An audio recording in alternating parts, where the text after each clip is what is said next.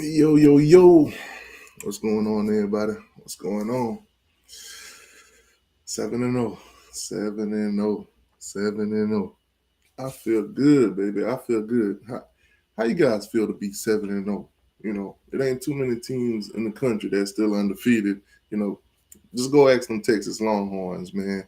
But Miami is 7 and 0. 7 and 0.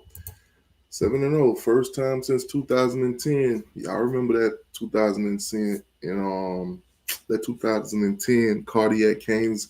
Well, the last three games kind of felt the same, but nonetheless, we winning. We getting the dubs. Normally some of these games we would lose. We coming out on top. The world is mad at us. They all talking about the referees this and the referees that. But hey, man, it is what it is now. It's Florida State week. It's Florida State week. We're gonna have a grand time this week. Now, obviously, it ain't gonna be too much to compare between Miami and Florida State. Miami's up here and Florida State is down there. Y'all can't even see my hand. That's how low they is. So great, great, great, great, great for us. Home game for us. Home game for us. Hard Rock. I want to see what the spread is. I really want to see what the spread is. I want to see how much points do Vegas think Miami's going to beat Florida State by. Listen, whatever the number is, let's just say they say Miami's going to win by 7. Just quadruple that, triple, quadruple, 5 times, 10 times it, to the third power, all of that. We're going to beat the bejesus out of Florida State. Now, obviously, it's Sunday. Games got played yesterday. So we're gonna talk about them. Appreciate you guys for tuning in on Facebook. I'm sorry, Twitter, YouTube, of course. Hit the like button for me. Subscribe to the channel. All that good stuff. Share it with a friend. Share it with a Florida State fan. Share it with a Gator fan. Share it with a college football fan in general. Man, so a lot happened yesterday, but there's a few things I want to share with you guys on the Hurricane side.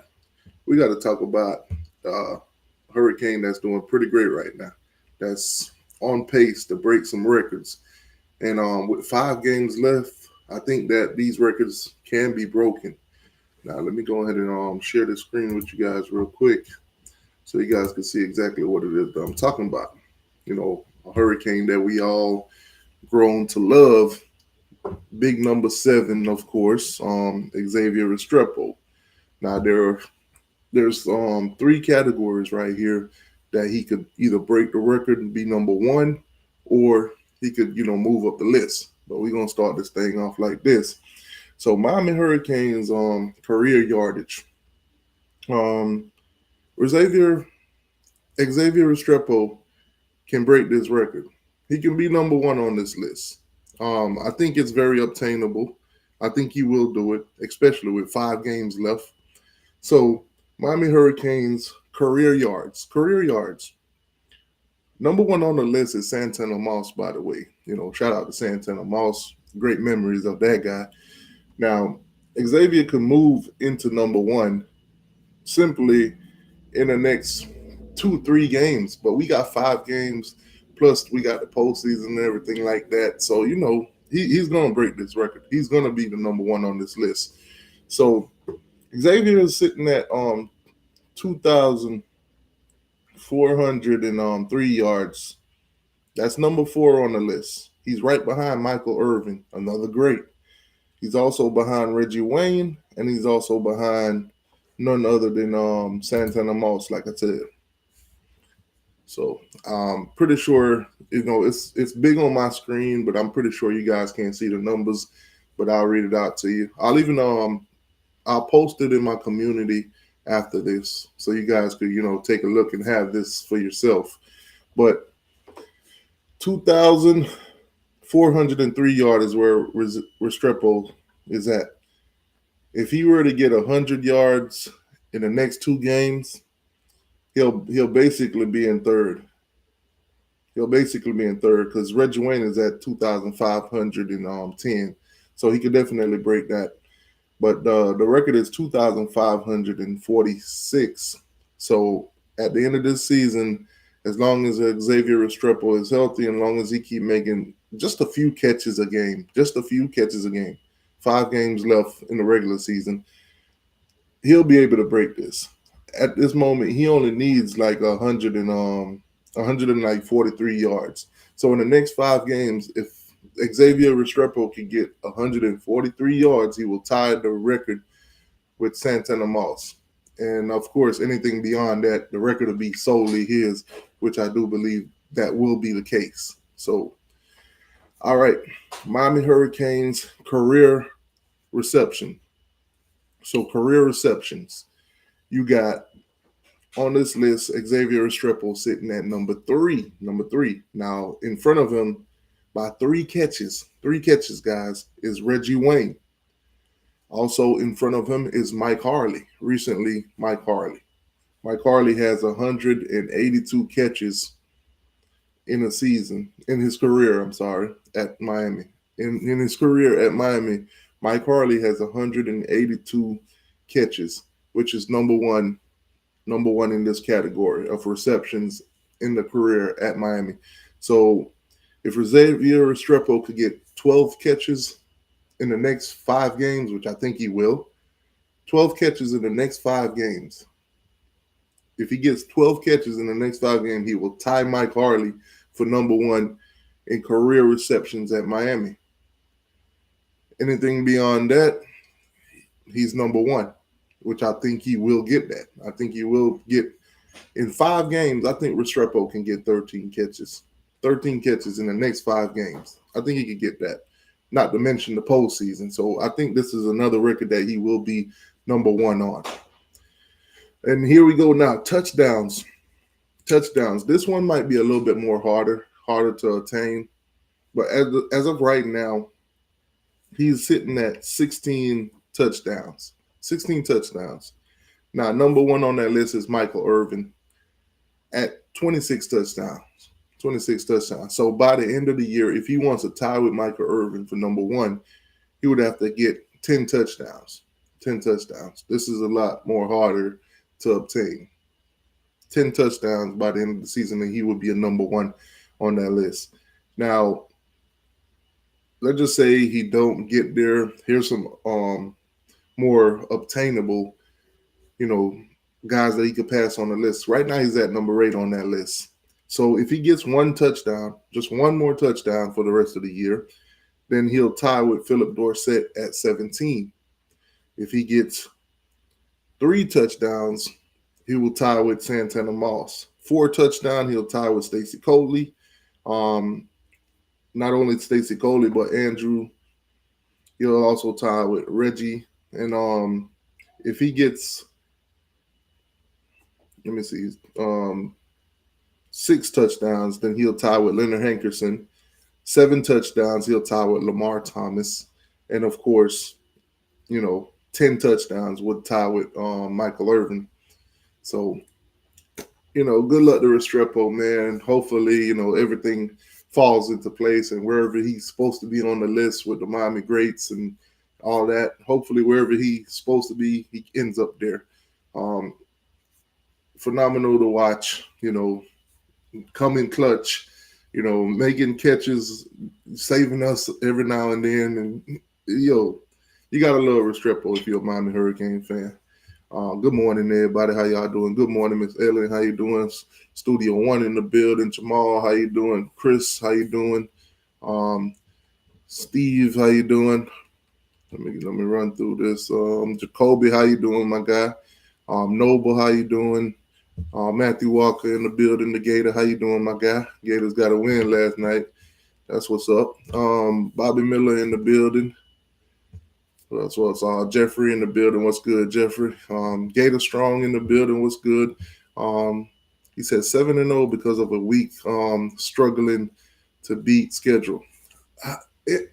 It's amusing to me that a Gator fan would talk about us being 7-0 when y'all was the ones that started this 7-0. Then we beat y'all 41-16, 17. What did y'all have again? Don't really matter. You lost. Come on now. Gator fans, y'all can't tell me nothing about a weak schedule when y'all was on that schedule. If you was on that schedule that of opponents that we beat, don't tell me nothing about no weak schedule. Why didn't you beat us? Why didn't you beat us? You're worrying about the wrong thing this morning, Gator. Mr. Overdose, how you doing? Um, Let me see what else. Terrence in the building. What's good, Terrence? Hey, man, had fun with y'all yesterday, man. Shout out to all you FSU fans, man. You know, it's a tough year for you guys, but hey, college football is college football, man. Sometimes the dice roll your way, 13-1, and sometimes it don't, 1-6. That's tough. Lansing, how you doing, my guy? All right. So let's get back to our scheduled programming. So now, I see my boy. I see my boy in the building. I see you. I see you, Mr. Bulldog. I see you, Mr. Knocking off the number one team in the country. You know that's tough. That's tough. Georgia back in the building again. Georgia, we still ain't scared of y'all though. You know that's tough. We might, we might not want to. We might just want to worry about the team on our schedule right now, looking at how our defense played yesterday. But Georgia, we ain't scared of y'all. We ain't scared of y'all, man. The link is in the chat, Sarge, if you want to hop on. Anybody else that want to hop on, the link is in the chat. As you guys know, this is open mic. You guys could join in on the conversation, but we got to stick to the topics at hand and not, drift off into, all kind of crazy topics or whatever. But Xavier Restrepo, man, go ahead and get them honor points. I'm gonna call these honor points. Go ahead and move up these list of careers and honorable career highlights and all that good stuff at Miami, man. This guy has been special to watch, and I'm just honored to say that I've met this guy. My kids met this guy. Cool dude, man. Cool dude. Did an interview with him and Borregales alongside of Coach Coop maybe a year or two ago. So, great dude, man. Great dude. Yeah, man. College football yesterday was wild, man. But my Canes got the win. A lot of teams wasn't fortunate enough to say what I just said. My Canes got the win. Obviously, with that, it's a lot of hate out there. Now, since we do got the Florida State fans showing up, I want to share this video with you guys, and probably gonna get a lot of copyright, and I might have to pause the video a couple times just to stay away from the copyrights. But they did put together a highlight of Florida State, basically national leaders in drop passes. Florida State is national leaders in drop passes this year. They are leading the nation in drop passes. That's tough. That's tough. It's like these boys on top of the list of everything that's wrong with college football. Drop passes all over the place, man. That's tough. That's tough. They're always on the wrong end of the stick. But nonetheless, man, let's check this thing out. So apparently, Florida State is drop past you as of this season so far. Going into the bye. Like I said, guys, I will pause it a couple times. Talk in between. Hopefully, I don't get copyrights for it. You said the link's not working. Hold on. Oh, that link's probably from the show yesterday. Let me put the link in there now. Try it now, Sarge. The link's in the chat. But here we go. Cromanhawk steps up, lofts it toward the end zone. Oh man, dropping passes. Brick hands. Man, that's tough, Florida State fans. Brick hands. Sarge, what's going on, man? Your team be dropping passes? What's going on, man? Speaking of bricks are red, right? You said bricks are red? Yeah, bricks are red. We hit Bevo that bull with a big red brick last night. Oh, so you telling me y'all had steak? Yeah, we got ribeyes, man. We got filet mignon all day today, man. Okay. All right. Well, as you can see on the screen right here, we got Florida State with the drop passes. They number one in the country in drop passes, so we got to share that. Going into the There we go again. Boom! Oh, wide open. Oh man, look how many defenders was on this guy when he dropped this pass. Look at this. Look at this. Look, Like look, this. look, look. Florida State fans, come closer. Look at this. Look at this. Practice. They want to get the Oh, ball to him. emotional damage. Emotional damage. He's just like now it's in his head. Now Oh he's thinking too much. man. Oh man, this is tough. There we I go just- again. Now Look, everything is right just in the becoming a bread basket. struggle. You see right there, he doesn't look it all the way. I just want to send a big shout out to ESPN, everybody at game day that picked Georgia to lose, everybody that picked Texas, and all the celebrities that came down on the Texas sideline. I want to send a big shout out to all y'all. Shout out to Matthew McConaughey. Whoa, wait. What's up? T2? I wasn't sorry. Yo, y'all won? Yeah, we won, bro. It was 23-0 at halftime. Don't tell me you was in. Don't tell me you was on. You was in bikini. No. It's nothing like that. I wasn't. I didn't miss. I didn't see the game. That's why I had Yeah. Georgia winning because but I didn't see the game. Well, 99% of people in the chat had us losing, yesterday. Wow! Shout out to Georgia, man. No Yeah, cap. Shout out to Georgia. Tell y'all during my show that Georgia's gonna win. Nah, you didn't say that, teacher. Right? You didn't say that, bro. Yeah, y'all. Do me a favor, please. Get out of here. Get out of Get out of here, man. Shit, you know what I I'm did saying? review yesterday. I said that Georgia was gonna win. Nah, A bullshit, a bullshit. Yeah. Hold on, let's get through these low lights real quick. Yeah. Second and a short 5. Little play fake. What happened? shout out to DJU, Look man. at this, man. This is Florida State in a nutshell. Gonna get across his Wide body. open. Drop, To be called back Wow. for a penalty, missed opportunities downfield. drop, Going into the bye. Oh my God, bro. drop past University in the building. Drop Pass University is in the building, man. That's tough. Somebody say Carson Beck trash. Oh yeah, he big trash, man. 19-2 as a starter, but he trash. I can't even lie to you though, man. Texas could have had at least 15 interceptions in that game. I know. Woulda, shoulda, coulda, man. They could have played better. Carson Beck. You know what? I see the same thing in Carson Beck that I saw in Stetson Bennett. No, defense, no. defense be Oh, mailing Lord. that boy out. No, Stetson was in primetime games. Stetson was on the money, bro. Stetson was way better than Carson. Listen up, FSU fans. Y'all already know y'all are officially on the clock. Even though we don't even have to look at the clock with y'all, man. We just know that this is gonna be an easy dub.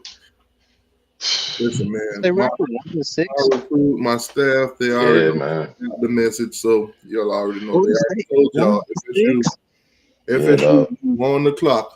1-0 begins today. 1-0.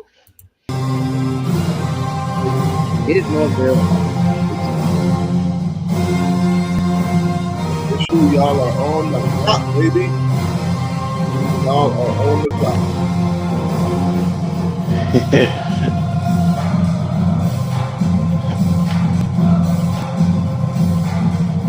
You think we need to make a remix for that war chant? Hell no. Nah, No, I'm talking about as far as Kane fans. Remember what they did whenever you had to wear the jerseys to the daggone to the stadiums? And they were saying FU Seminoles and all that crap? Yeah. That's what I'm talking about. Every cover FSU, themselves. y'all are on the clock. We finna Oh wow. listen, man. We finna clobber y'all, man. I mean, your lives last year, T2 was full of FSU. Hey, I don't see any. Yeah. Well, Sarge, Yes. you ever seen a pit bull bite a chihuahua? It ain't pretty. It ain't pretty. This game is not gonna be pretty. Man, I'm saying, remember your lives last season? Remember how crunk and how many FSU fans was in here? What are you at now? yeah, especially them loudmouth ones. They know who they are. Listen, man. When your They team, ain't nowhere to be found. I don't know where Young Seminole is. He don't play college football no more. I don't see him on. I don't see Corey. I don't see nobody on no more. Yeah. your team, Where all Another, the another, loud people it's at? a lonely season, y'all. when your team is trash, your team is trash. That's it. Where's Henry Lee? Where's Henry Lee at? I'm Your trying team to tell you, bro. Anybody checked on Turn Tally? I think he might be on suicide watch, bro. I think he might. Tally, um, Tally. nah, Turn Tally been being Turn Tally. He been Yeah, being that he's same old still Turn doing his Tally. thing. Yeah, Tally's gonna do his thing I've been regardless. watching Turn videos, man. That dude is hilarious. Yeah, Yeah, Tally he is. Turn is died. hilarious. Now, I Still do looking got like a stick bug. a Oh. video to share with you guys from one of my favorites. Oh yeah, I forgot Let me about just this dude.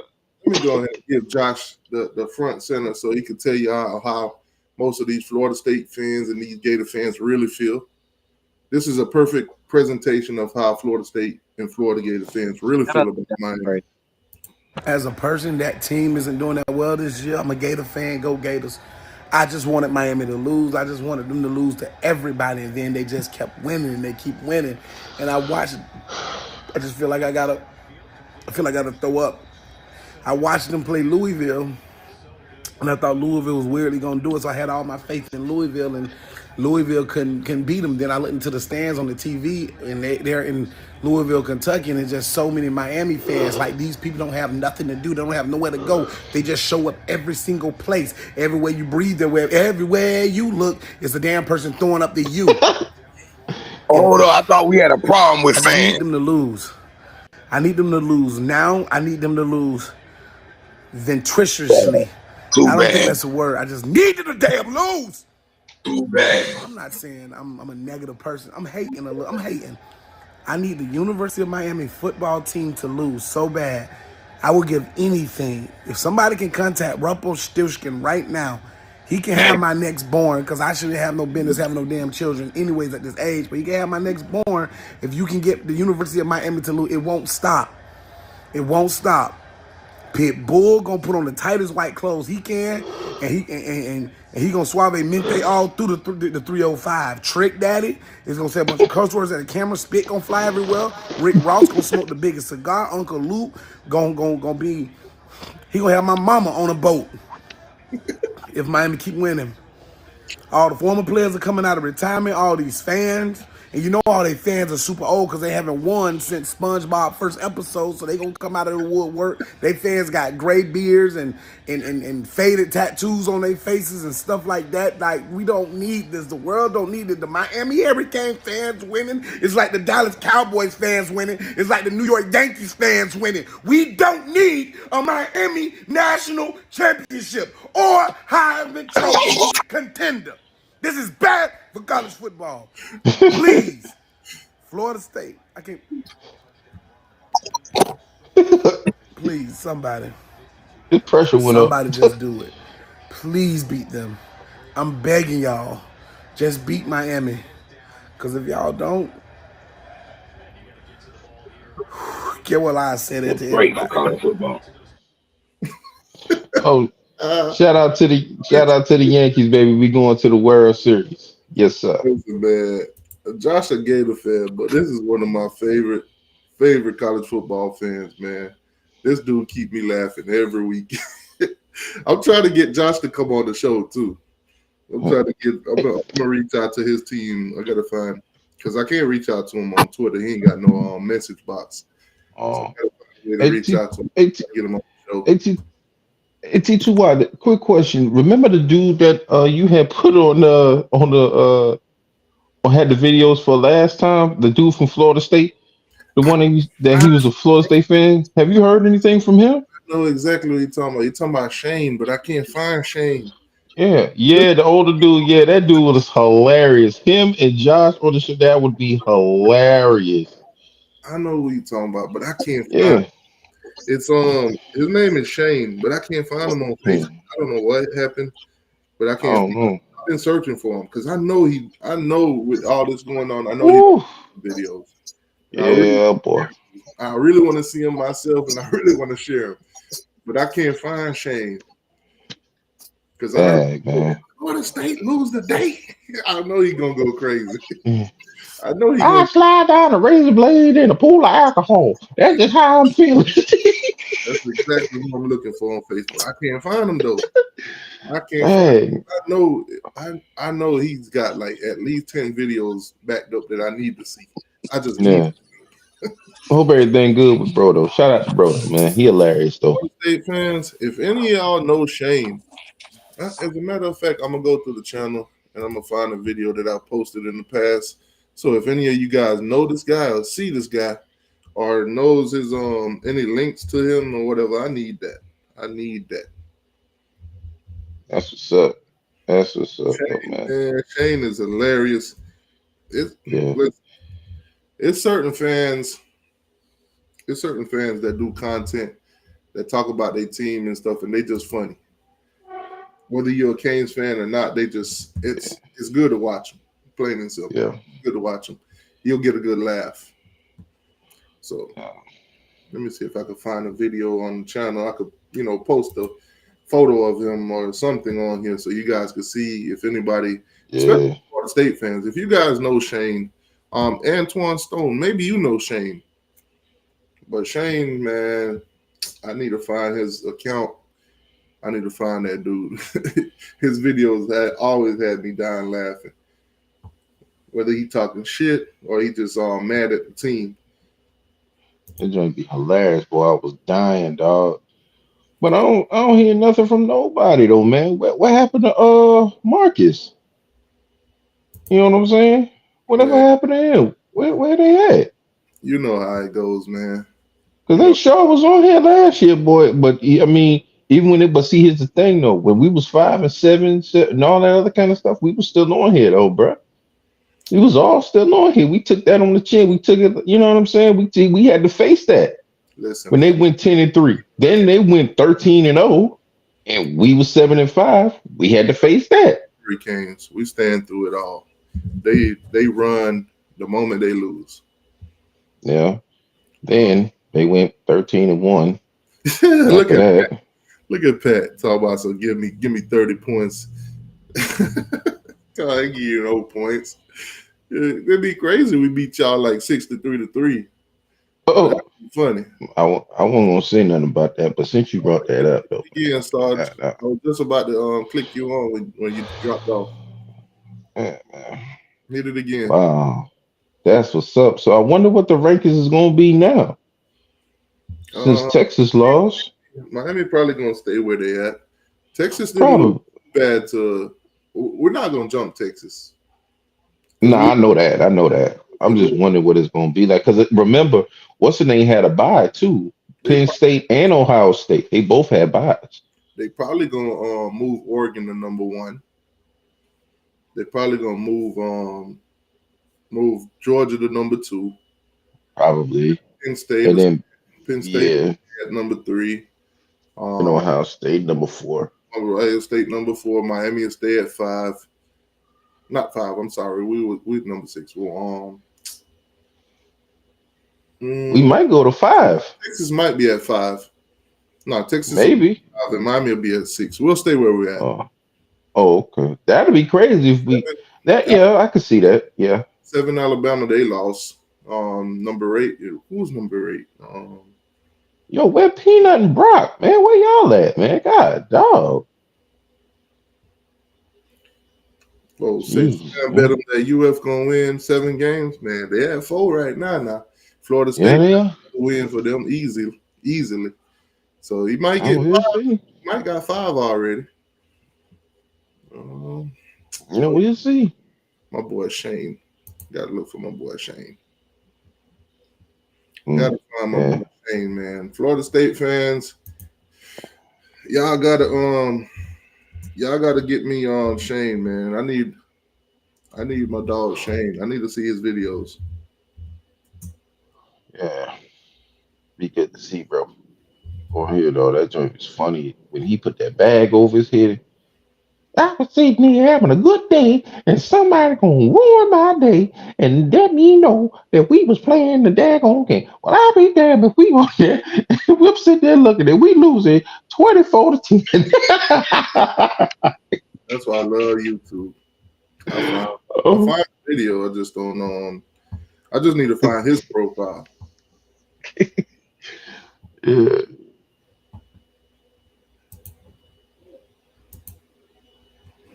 So, hold on, let me share this with you guys because I'm gonna need y'all help to find this dude, especially Florida State fans. I know some of y'all know. I know some of y'all know who this dude is. If you're a Florida State fan and you know who this guy is, I need his Facebook link. I need his Instagram link. Any of it. Any of it. I need to find this guy's videos, man, because this dude was hilarious. I can't find him no more. This morning because I had so much hate down my timeline because Florida State whooped their ass yesterday. And I want to let y'all know that God sees you and he sees your heart. All that hate that I received this morning that I woke up to was just unnecessary. I can't help because Florida State whooped their ass yesterday. And once again, for those of y'all that probably tuning in now, this is old. This one Florida State was actually winning. This is not from this season. But I need to find this dude. I know some of y'all know this guy. Y'all probably follow him on Facebook. I need to find my guy here, Shane, man. I need to see his recent videos. I know he's been going crazy about Florida State losing, and I got to see it. I didn't get to see none of his videos from last year either when y'all was winning. So I definitely need those two. I want to see ones compared to when y'all winning compared to y'all losing. I might put together a nice little video about this. But I need to get my dude's info. and we had to hold the entire state of Florida down because the Canes got their ass whooped. The Gators got their ass whooped. And it's just ridiculous and embarrassing. Those are embarrassing teams. They're nothing like the mighty FSU. Boy, has the table turned. So nah, hold on. Let me speed through it because you know what? I ain't gonna speed through it. Nothing like us. So this is all I want to say this morning. God sees you with all that hate in your heart for Florida State. And you better change your ways or you gonna show your days on this earth. FSU for life. Now watch the switch up. God, you know what? I was trying to enjoy my goddamn weekend. And here goes somebody reminding me about the Florida State game. I had forgot about they didn't play today. But I'll be goddamn, I gonna look at the score. It's the second quarter. They get their ass beat 24 to goddamn 7. What the hell is going on with Florida State? God damn! What is happening?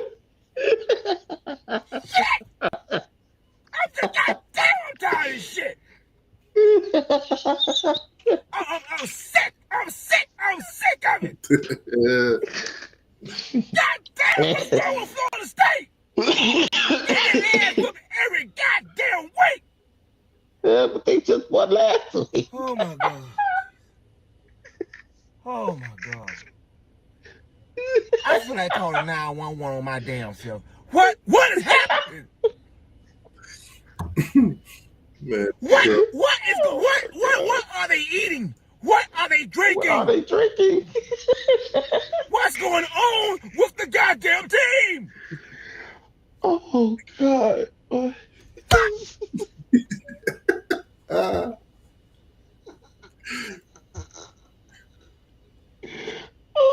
shit. Oh God. I'm in tears, boy. This joint is hilarious. I can't take that, dog. I'm sick. Damn! Fire everybody! Goddamn, just forfeit the season! It don't look good! Tell a lie about COVID or something! Come off the fucking field! They did against Clemson. God damn! Sick of this shit. Oh shit. You know what? At this point, I'm just damn it done. Oh God. I'm just damn done. I might well walk around with a bag on my goddamn head. I knew you all this shit. I can't take it no more. FSU need they goddamn ass whoop. It has become a total embarrassment. They ain't halfway. It is a total embarrassment now to be an FSU fan. At this point, I give up. I give up, damn it. I give up and I don't know what to do. I'm done. I'm sick of it. I can't take no damn more. I'm sick of it. Y'all won't hear from me no more this goddamn season. I'm sick of it. What the hell is wrong with Florida State? I just don't understand. I just don't understand. I'm sick. Just suck. That's all get out. Florida State need their ass whooped. I take that back. That's all they've been getting for the last 3 weeks, getting their ass whooped. Fucking ridiculous.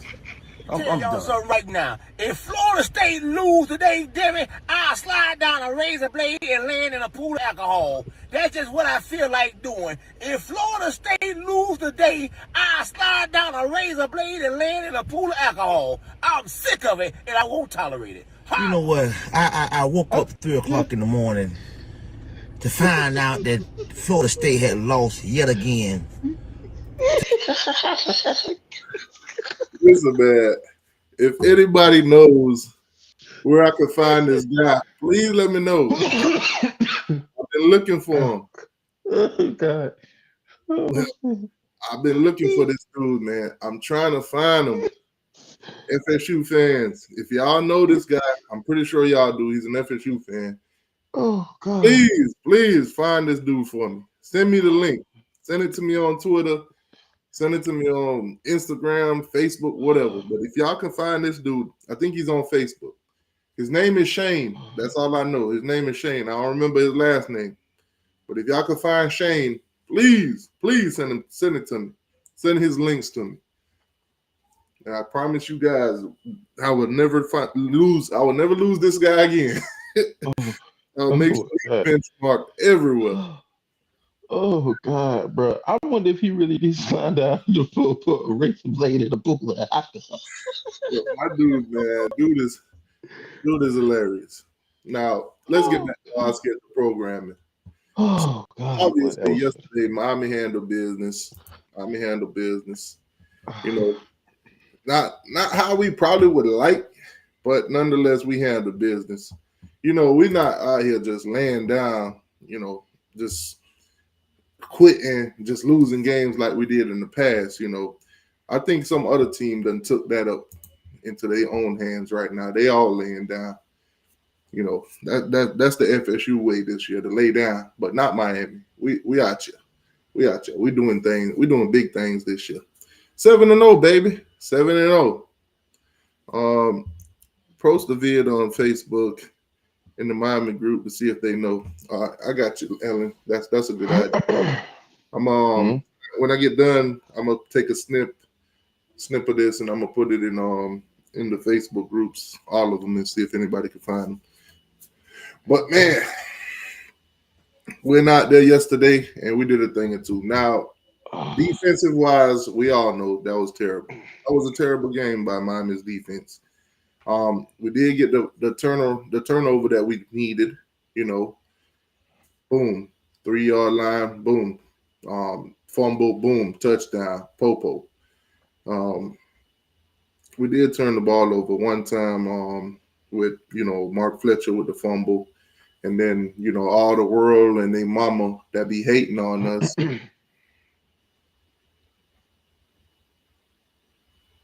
Now,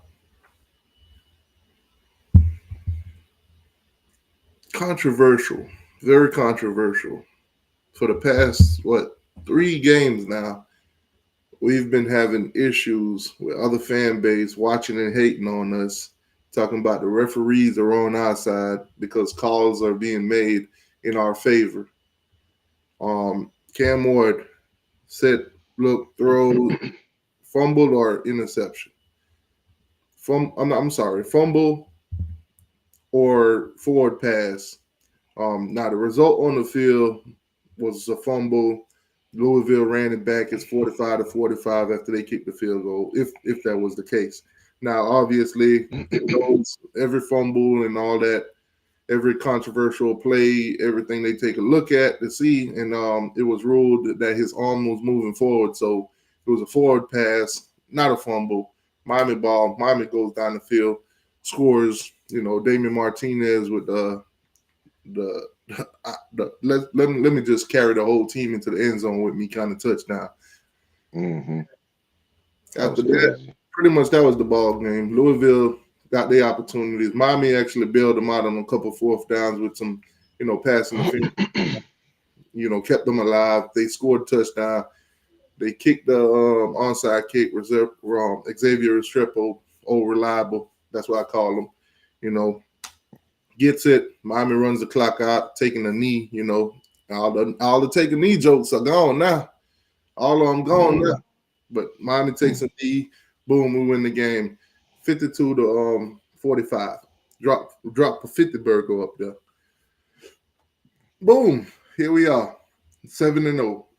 Everybody and their mama is talking about Miami got the referees in their back pocket. We're talking about we got the ACC officiating crew in our back pocket. Hell, they say we got Kirk Herbstreit in our back pocket. Speaking of Kirk Herbstreit, bring your ass front and center. Bring your ass here. Bring your ass. Yo big want to go against the grain head ass. I repeat, Mr. Herbstreit, yo big want to go against the grain head ass. Now, I was watching Game Day yesterday, and all across the goddamn board, everybody was throwing up the goddamn U. Everybody was throwing up the U. And here come Kirk Herbstreit with his big salamander built head. He's going to pick Louisville to win the game.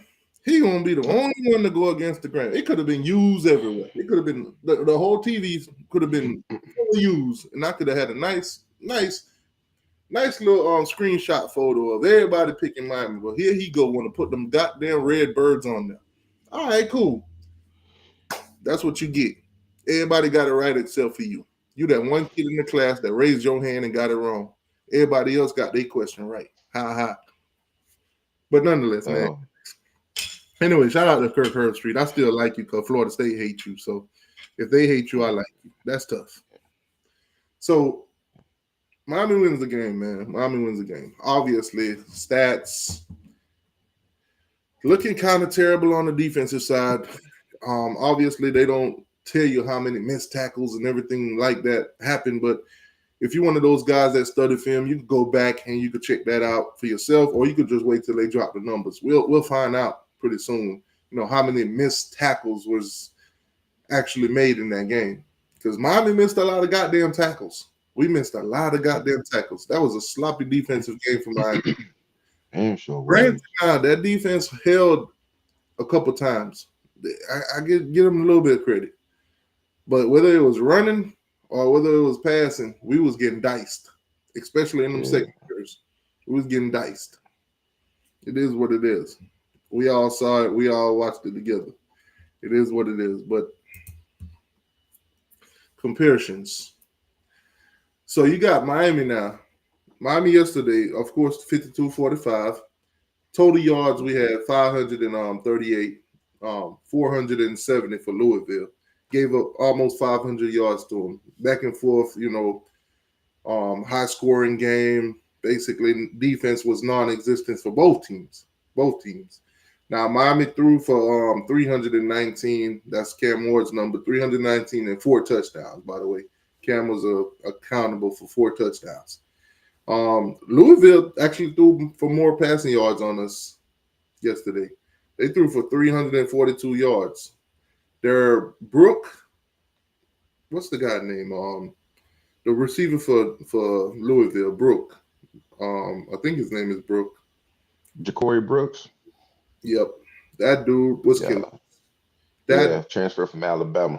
Felt unstoppable. You know what's crazy? Florida State. There's a guy that you probably should have took, Ja'Cory Brooks, but you went and took Jaylen Brown, Mr. Potential with no production. That's probably who you should have took. You probably would have had a nice amount of catch this year. But that's tough. That's tough. He ain't want to go. He ain't want to go to that hellhole. Now, Miami did rush for over 200 yesterday. Obviously, Damian Martinez had a good day. Also, Mark Fletcher had a good day. They were pounding the rock. We had a lot of success running the ball yesterday. 219 yards. Louisville also ran the ball. Isaac Brown in the beginning of the game was doing a thing or two. He had a huge breakout run on us for a touchdown. Don Chaney, we saw a little glimpse of. I did see him pick up a nice first down on us, probably like 17-yard run or something like that. But other than that, didn't see too much from him either. But Louisville was accounted for 128 yards. 128 yards. They put up 128 yards on us. Now, first down battle, we won that, and obviously the turnover was basically 2 fumbles. Miami recovered a fumble for a touchdown, and Don Chaney fumbled, and Louisville capitalized on that. So 2 turnovers, both teams capitalized. So even on the turnover match, but that's basically the comparisons yesterday. So Cam Ward, no interceptions and no fumbles. I know the world of haters might, think to differ on the fumble side, but no interceptions and no fumble. Clean game for him. The offense went out there and answered every time. Every time we went out there, every time Louisville answered, we answered right back, and we was never out of this game. From the beginning to the end, we was never out of this game. Miami started off, pretty slow for our pace, but we went out and got a field goal. Louisville came, scored with the running back Isaac Brown, and then it was a back and forth all game, back and forth. But we was never out of this game. Louisville never extended any kind of leads. As a matter of fact, we're the ones that extended leads. We was up by 10 at one point, 24-14. And then also we was up, at the end of the game by 14. And, Louisville did the whole touchdown and kicked the onside kick or whatever. But we was never out of the game. There was times when the score got tied a couple times, and we was like, what is Miami going to do next? How are we going to answer this? And then Cam Ward and the team just went out there and just made it look easy. So if you guys watched the game yesterday with me, then you guys already know. The FSU fans and the Florida fans, they was hanging around just waiting for us to slip up, just waiting. Well, FSU, all these teams that you've been praying for, all these teams you've been hoping beat us, it's your turn. It's your turn. You are on the chopping block right now. You is up next. It's time, Miami. It's time. We got to embarrass them. We got to embarrass this team. They're coming to Hard Rock. I think it's on ESPN if I'm not mistaken, but we're going to pull all that up. That game should be on ESPN. I think it's going to be 7:30 prime time. I'm not quite sure the channel, but they did put it out this week. I did share it. It should be on my Twitter feed somewhere, but I'll just pull up the games and everything anyway, because I got to do that regardless. We got to talk about all the other games that happened. The Florida Gators won last night, guys. So, Gator fans should be in good spirit. Now, I did catch a little clip from the game, which I thought was funny. So I'm gonna share this with you guys. Share this with you guys real quick for some, comedy relief. So check this out.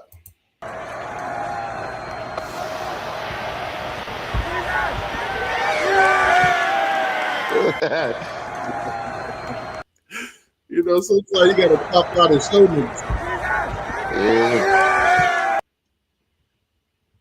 That's right.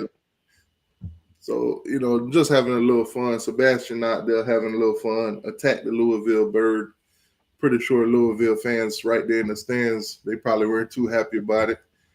This pretty much what it was, man.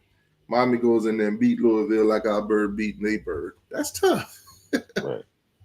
That's tough. So, little comment relief for you guys. Little comment relief. That's hilarious. And of course, a picture says 1,000 words. Picture's worth 1,000 words. As you guys can see, Duke, standing over Florida State. Basically, in my opinion, victory. This is what victory looked like. Stand over your opponent. Duke was actually smoking cigars and everything like that. Manny Diaz was smoking cigars, smoking on the Florida State pack after beating them on Friday night. That's tough. What He an got his embarrassing revenge. program. Florida State has gotten beaten by Duke for the first time. What an embarrassing program they are. That team, that Florida State team is so embarrassed. So embarrassing. And you know what, T2Y? He got his revenge because the last time that Florida State played that Manny Diaz, he was with Miami. And Fourth and everybody kept talking about that 4th and 14 and all this other kind of stuff, and had shirts and stuff made up and all this other kind of stuff. Now, wouldn't it be funny if dude went ahead and got their shirts made up? Revenge tour. First person on the he can't really do that at Duke because when all that happened, he was at Miami, so it wouldn't correlate with them. yeah. I But mean, for him, that's a personal, that's a little yeah, personal thing. yeah, it But is. But he did make history, though. He did make history. First team. He was the first one. They never beat Duke. I mean, they never beat Florida State. Now he can honestly sit here and say that he was the first one that he went ahead and beat him. all right, well, let's take a look at this Miami game. Let's Let's see. look at some stats. Let's see, the numbers. Ooh, So obviously, we already talked about Cam Ward. He was 21 for 32 yesterday, 4 touchdowns, no interceptions. Um, Louisville quarterback was 31 for 51, 342 yards. He was also accountable for 4 touchdowns. So both quarterbacks threw for 4 touchdowns yesterday in that game. Now yeah, Damian Martinez rushed 12 times for 89 yards and a touchdown, while Isaac Brown 9 carries for 56 and 1 touchdown. Basically, Isaac Brown was kind of like obsolete yesterday. Other than that yeah. one big run that he had, he didn't do much. The other 9 carries was pretty much for nothing. Wow. Sam Brown led the receivers yesterday, 3 catches, 125 yards, and a touchdown. Obviously, Xavier Restrepo did his thing. Jacoby George had the first touchdown. He did his thing. And, pretty much a solid day for all the wide receivers. Now, when you look at all the numbers we already went through, the first downs and everything, but time of possession, you probably can't see it on the screen right now, but it's 34 minutes, and 18 seconds for Miami, while Louisville had a 25 and 42.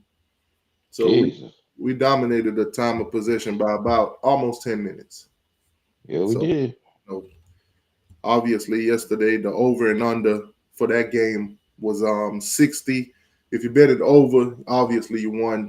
That was easily going to be an over game based on Yeah. how teams have been playing offensively. Miami was a 4.5 point favorite in this game. Miami did cover. They won by 7. So, guys that betted on the game, like myself, and you won. I took Miami to win this game. I took Miami to win by more than 4.5. You got me a little change. That's tough. Road win. Now we come back home this week against Florida State. So another easy win. I'm already going to tell you now, Miami will be 8-0 after next week. Great start to the season. Living up to all the expectations. Already won the same amount of games we won last year. So it's only up from here. 5 more games left. ACC championship game is in the horizon as long as we keep winning. So, everything is looking copacetic for us. Can't say the same for the other teams in the state of Florida, but everything looking copacetic for Miami. Everything is looking absolutely lovely for Miami. It's a beautiful thing, bro. It's a beautiful thing. We fought hard, bro. Fought back and did what we had to do. We did it in consecutive games. You know what I'm saying? It was Cal. It was USF. We fought there, and then we just blew them out. But them games that we fought was Cal, Virginia Tech, daggone Louisville, whatever. All right, We so got them, man. you Shout out to know, them boys, man, in Miami. so the games are being played, man. Obviously, so we're gonna go quickly into the ACC because we got to talk about the games that's being played. You know, within the Big Three first. We got to cover our channel first. You know, the Big Three, and then we could venture off into the rest of the games. So obviously, first up, we got Lakers all day in the building. What's good with you? What's up, man? What's up? All right. What's on your mind, man? Oh, bro. Man, listen, bro. What's up, y'all? How y'all doing? Hey, listen, bro. Offense is like the Kansas City Chiefs. Our defense is like the Browns, dog. Trash. Sheesh. No, Trash. Browns. Yeah, I'm gonna Okay. say the Browns because we out here looking like the Browns. The Browns defense out here. Trash. Tough, man. It's Like all we do is play man-to-man defense, and if we play zone, our linebackers gonna get cooked because they can't tackle. And then you got the number 19. He out here getting cooked. On 2 play drives, he got cooked twice. Yep. But then you want to take him out, and then number 25 do okay. So why the hell you got number 19 in the game for? Right. I don't know what they need to do is everybody keep on talking about the defense, but when low key we had Ed Reed over there talking to James and the other safety we had for Northwestern when he was here, our safety looked pretty good, right? Yeah. We was all right. You talking about Cam Kitchens and James Yeah. Williams and all. Yeah. When Ed Reed was talking to him and showing them what they need to do, we looked kind of nice over there. But now, since he's not here, we ain't Ass looking like whooping. that. So Ass whooping. I don't know. We might need to go call up Ed Reed again and be like, look, you take over this defense. Or this, you know what I'm saying, the corners and safeties and all that. This just your thing. Cause this offensive coordinator we got, it's look like we playing high school defense out there. Hey, you lying, bro. I mean, you remember last time we played Louisville in I Louisville? know. It was in I 2020. That bro, Ed Reed on the sideline saying what they gonna play, saying what they gonna call, and knew it. And I mean, he's a defensive minded Yeah, Hall of Famer. think I about it mean, though. When Ed Reed this, was here, he was he was chief of staff under Manny Diaz. He yeah, got an opportunity to go up to Bethune-Cookman, so he took that opportunity. So he was no longer staff under Miami. yeah, Now, obviously, Manny got fired. Cristobal came in. Ed Reed pretty much stayed away from coaching, so it's not like we had Jamil Adai. He was doing pretty good with DBs and everything like that.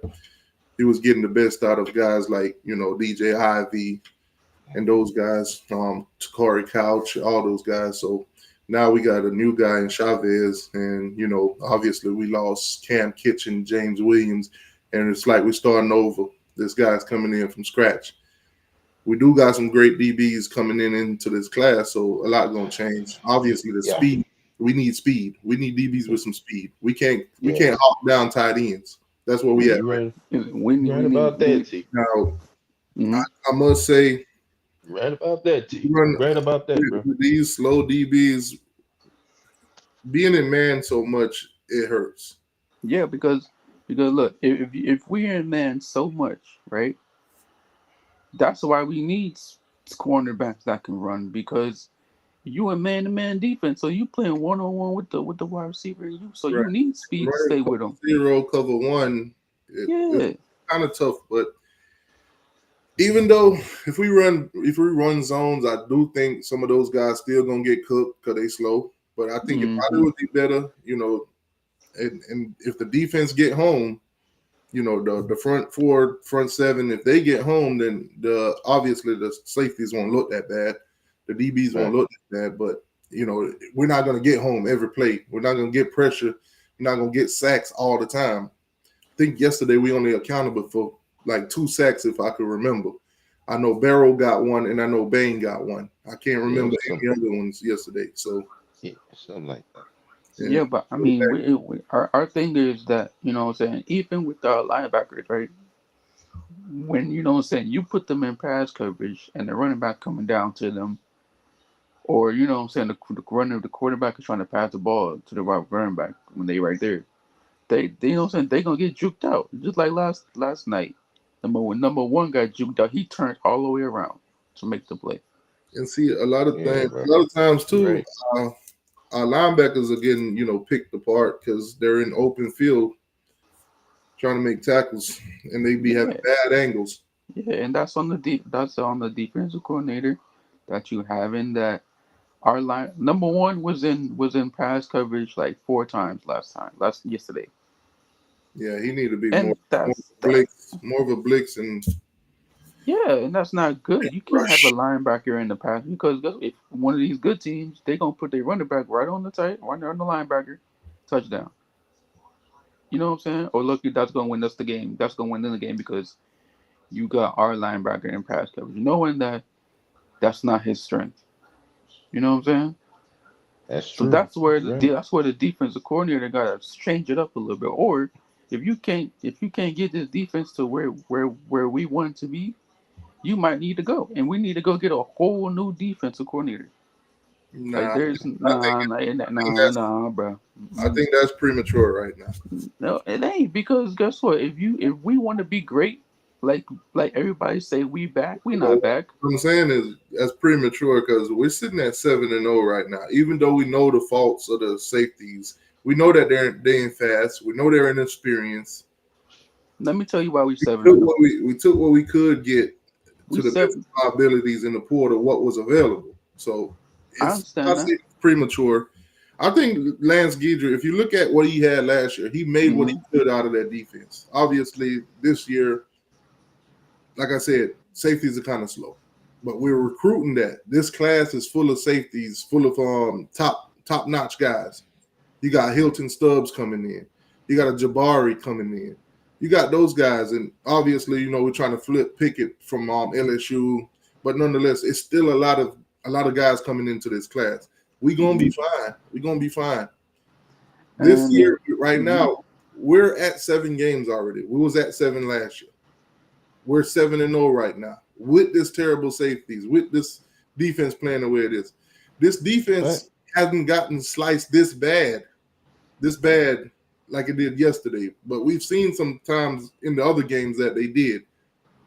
So it's manageable, and we can still win games with the offense that we got too. On top of that, being so high power, we're the number one offense in the country. We yeah, gonna carry that defense. yeah, It, but T, it, it, yeah, it is what it yeah, is. yeah, but T2, I check this out, right? Your defense, our offense, right, is not gonna always come. You know what I'm saying? Like our offense are always not gonna, bring us back like we did. You know what I'm saying? Like Cam Ward's not gonna be able to do But that. but think Be- about it. Yesterday, even with this terrible defense, we did not trail. Other than being down 3-7, we did not trail that whole game. We did yeah, not trail. yeah. I'm So not. the I'm defense not. is not going to Mhm. kill us. The offense is going to obviously do a thing. And the defense did get a touchdown yesterday.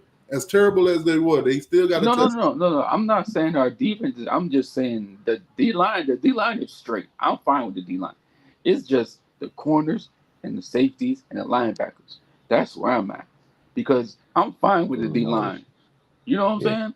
The D yeah. line's fine. So I'm talking about the linebackers, the corners, and the safeties. That's the problem right there because you know what I'm saying. Like you know what I'm saying. You're talking about you know what I'm saying. Like our offense. Yes, our offense is great.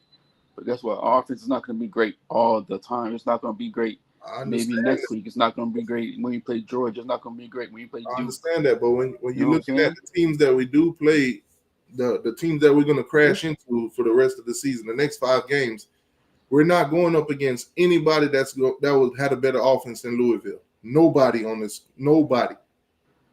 We're not going Yeah. to meet a team that's going to go toe to toe with us offensively like Louisville just did. They I don't mean, have the pieces. Nobody on the rest of the schedule has those kind of pieces. I understand. I There's understand not that. there's But not a Jakari Brooks on Syracuse. There's not a Jakari Brooks on Georgia Tech. Who else? Duke, Florida State. Yeah, there's none of those. We hey, I know that. I know what you're talking about you know what I'm saying, all that stuff. But when I'm saying when we want to play against, let's say we do get into the ACC championship and we got to play against Clemson. What you think's gonna happen? We gonna be a back our and, offense, yeah, it's it's gonna gonna be be a a back and forth game. yes, it is gonna be a back and forth game because of the two offenses. It's like they have offense, we got offense. But when it comes to our defense I and would their argue, defense, and I would argue with you that our offense is better than Clemson's. no, yes, I agree with you on that. But I'm just saying our defense. You know what I'm saying? That's where if we want to be great like these other teams are, we need to nip the butt in the defense now and correct all the mistakes and come out here Think and play about it. great. Right now, we are ahead of schedule. We are ahead of Okay, schedule. all right. Thank God, finally. In Jesus. the beginning of this season, Mm-hmm. expectations were set. A lot of Yeah. people were saying, looking at the schedule, we should be a 10-win team. Some were Yeah. saying 9 wins or better. Right Mm-hmm. now, we're 7 games in. We're 7-0. Florida State is next. They're absolutely terrible. So that should be 8 wins already. Hey yo, Yeah. TTTY, Like, I'm saying that we're gonna have 70. We're gonna have 70 to 80 points up on that board, maybe 62. But I'm gonna say go to 70, 80 points on them. I'm gonna Go say ahead. for Florida State, we'll probably score anywhere from 40, somewhere from 40 on up. But I don't know how high we're gonna go. But I know we'll at least get 40. That's what Okay, I'm yeah. with it. At 40. least Yeah, 40. yeah, Next week, man, I'm gonna just tell you something. Um, Even though Florida State is Florida State terrible, is trash, but they I do know. have DBs. They DBs still Right. play pretty well. yep, they do. Right. Hmm. Right. I was just about to say that. See, you took the word. You Now, said what if I exactly what I was gonna say. Damian Martinez, Mark Fletcher, AJ Allen, shoot, even Lyles, if those guys want to have a great day, that FSU game would be perfect because Right. FSU is terrible against the run. Yeah. That's a Hey, fact. TTY, when I was watching the game yesterday, I, I don't know what it is, but maybe y'all saw this too. But our O line, like they low key look like they just standing straight up. You know what I'm saying? They trying to push somebody back. You know what I'm saying? They don't create Mm, holes. You know what I'm saying? And it's like if you want to push the defensive line back, they can't do it because they standing straight up. You know what I'm saying? And sometimes it look like the hole is not there. You know what I'm saying? And it's like they get clogged up and there's no space to get. You know what I'm saying? Just run straight because I feel like they just playing straight up and there's no movement, there's no push, there's nothing. Yeah, yeah. like I said, yesterday's game was more on the passing side. It was basically a shootout. They were scoring fast. We were scoring fast. So Hmm. obviously, we weren't running the ball as much. Even though in the beginning you did see, Fletcher having a day, and Martinez obviously made up for it in the end. Oh yeah, Yeah. But Fletcher might need to this start. was 30 more yards this dragging Yeah, in. was a passing game than anything. So yeah, I don't expect to see the same thing against Florida State. I don't yeah, expect us to throw the ball as much as we did against Louisville against Florida State. I think yeah, Cam is going to do his thing. He probably have 300 yards and up again. But I think this mainly going to be a run game for Miami. Yeah. This is going to be the Yeah. game that the running backs eat.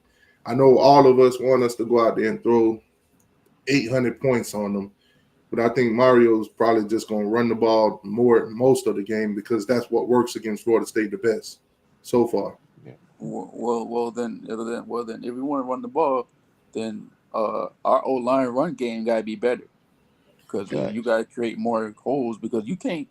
You know what I'm saying? Like those little small ass behind holes, and you trying to, you know what I'm Now, saying? You play. if you examine Florida State's D line, our Mm-hmm. offensive line will do absolutely great against them running the ball, push, getting holes, push. If one thing, if we don't get holes, because what I've been seeing is when we don't create holes for the running back, we are at least pushing the defensive linemen back 3 to 4 yards. So we picking up those yards regardless if you just run behind the lineman. Yeah. So at the Yeah. end of the day, we might not be creating them holes that we want for the running back to just run through and burst through the seconds and thirds and touchdown or whatever. But like I said, the O-line, not yesterday's game, for some reason, like you said, they did look like they would stand up or whatever. But the other games that I've been watching, they do be getting pushed, just not holes. Yeah, but shoot, they gotta push and they gotta stand. They gotta push the defense line back and make holes, because how in the world you expect Martinez, knowing that he's not really a outside runner or he runs inside runner, but you know what I'm saying, you need to create a hole for him, because if you stand straight up and you can't create a hole against Louisville, what you expect you gonna do when you play like Georgia Tech or Clemson or Duke? You know what I'm saying? They gonna stop the run, and then low-key what they gonna do? They gonna put everybody back. And then low-key, you know what I'm saying, they know that Cam going to throw the ball. So that's easy for them. So they going to stop the run. Think about it. Right now, every opponent we play, they know Cam going to run the ball. Seeing it, watching it, and trying to stop it is total different thing. Yeah, you're right. You could practice all you want for this play and that play, but just know when he extend drives and move to the left to the right, shit, somebody get open. You can't stop that. Yeah. Hey, do y'all think?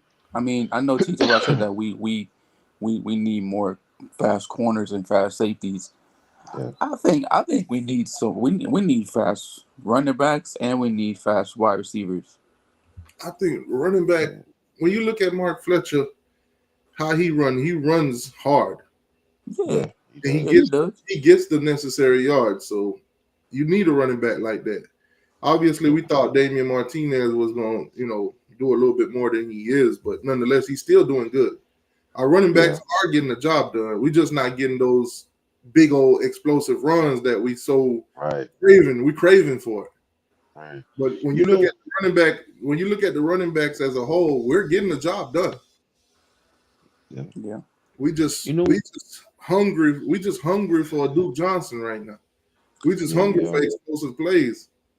Yeah, I mean, I don't know. I just feel like we just need that. We need that one fast. You know what I'm saying? Not that, but like that one running back. We got that. Chris Johnson. He's just developing. He's developing. Yeah. We got that in the Jordan Lyles. They're just developing. Yeah. They're still young. Think about it. Fletcher, a year or two, Fletcher will be out of here. Johnson and all those guys, Chris Humphrey, Wheatley, those are pretty fast guys. Those guys will step it up. We'll have that. We got that in that room right now. They just being developed. What about What about like our wide receivers though? My bad. Go ahead. No, go ahead. Go ahead.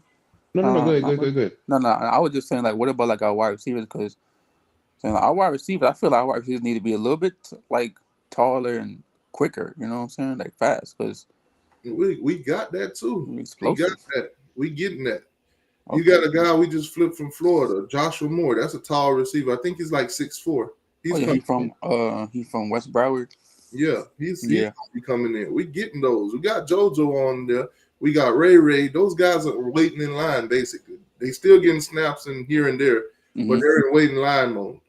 Obviously, yesterday being a close game, we didn't get to see some of those guys. We didn't get too much rotation yesterday. Yeah. Back and forth game. Now, had we been up on Louisville and beating them, maybe up by 21, you would have saw more formations, more, schemes with those guys in it. Yeah. But it was just a back and forth where we had to play our guys that we could trust. Guys that'll step it up next year. Ray, Nikar, JoJo. We're going to have receivers coming into this class. We got Upshaw and we got Joshua Moore. They'll come in. We'll be fine at receiver, man. We'll be fine. And if we do need any pieces, the portal is always going to be there. There's always going to be receivers to fit whatever it is that we run. Yeah. I think right now the way Mario is recruiting, we'll be fine. The portal will be like a backup plan. So we got it to the point of where, and shout out to Coach Hayes because he made a good point. He said whenever you see Damian Martinez runs through and he runs at those angles. I mean, he runs through those tackles and stuff like that. Mark Fletcher, look at the last touchdown he scored. He ran right. He ran right through. That's what he loves to do. He ran that dude clean the F over. Right, a lot of them, and dragging it. But see, the thing is, what he was talking about, he's like with Mark Fletcher, we got to bounce to the outside, get him at a 45-degree angle, and let him run on the outside and let him get that way. Because Mark Fletcher can, but he's not like Damien. They got two different run types. They're Run, both yeah. doing the same job, but they have two different run types. See, Damien can run through that, obviously, because you've seen, go back before that last touchdown. He was getting them grinding yards. That one time when he had the ball and he was almost down on the ground and he kept going with his other hand just so he can get the first down. That's what he loves to do. Fletcher is more to the type where you can get him, bounce him out to the outside more, get him at a 45-degree angle, and let him slide over because he got the speed. We're not Yeah. talking about the speed. We're just talking about the angle. Get him to the point where they can put him in the best position, give him the best angles, so you can utilize that strength that he has. Because I'm Hey. gonna tell you something. You not about you ain't nobody trying to stop. Ain't nobody trying to stop Damian Martinez to try to just put an arm on him or Mark Fletcher put an arm on. No, you got to tackle them, and you're not going to be able to keep doing that for 4 quarters. You're not. Yeah. Because your arm's going to feel like noodles because these boys is going to run through you. When they run through you, they ain't running through you. You ain't tackling marshmallows. These are Nah. solid 225, 230, 240 running I, backs. so Solid. I'm You know what I mean? clearly I'm gonna have to do a Miami Hurricane show tomorrow night because I still got to get through the rest of this goddamn college football stuff. So I'll do a show Miami Monday tomorrow night. Miami Monday, we could talk about all of it, but I got to continue to because I got a lot of games to talk about right now. So obviously, like I said, Florida State do numbers are there. You guys can see Brock Glenn got his start. Did absolutely terrible. No touchdown, 2 interception, and a fumble. Duke capitalized. Duke offense was non-existent in that game too, by the way. But Brock Glenn was 9 for 19, 110 yards and 2 interceptions. Murphy, on the other hand, did not throw any touchdowns. He was 12 for 24, 50% for 70 yards. He only threw for 70 yards in that game. So, like I said, with Florida State defense, they DBs do show up. They do show up. Now, granted, Duke wide receivers to me are, subpar, mid, plain and simple. But they still got the job done, 23-16 against Florida State. Cam Davis rushed 14 times for 63. Then you got Duke on the other hand. Buddy Thomas, he rushed 21 times for 88 yards and a touchdown. Pretty much receiving wise was non-existent on both teams, to be honest with you. That was a very boring, slow grind game, more defensively than anything. So obviously Duke won the game, Florida State. Now when you look at the numbers, total yards, Florida State won that battle in the total yards. Florida State, 291 yards total offense. Terrible. Garbage, Basuda. This is absolutely why they're only averaging 15 points a game. As of right now, Florida State is averaging at 15 points a game. They went into this game averaging 14.6. Obviously, they scored 16, so they went above their average so far for the year in this game with 16. Duke only accounted for 180 yards on all total offense. Duke averaged 100. They only had 180 yards of offense, and they beat Florida State because of the turnovers. If the turnovers didn't happen because Florida State quarterback was so goddamn garbage, this is a Mike Norvell product, by the way. This is Mike Norvell's product. Mike Norvell, Coach Brock Glenn, since he's been there. Duke won this game because of turnovers. Florida State, without the turnovers, Florida State win this game.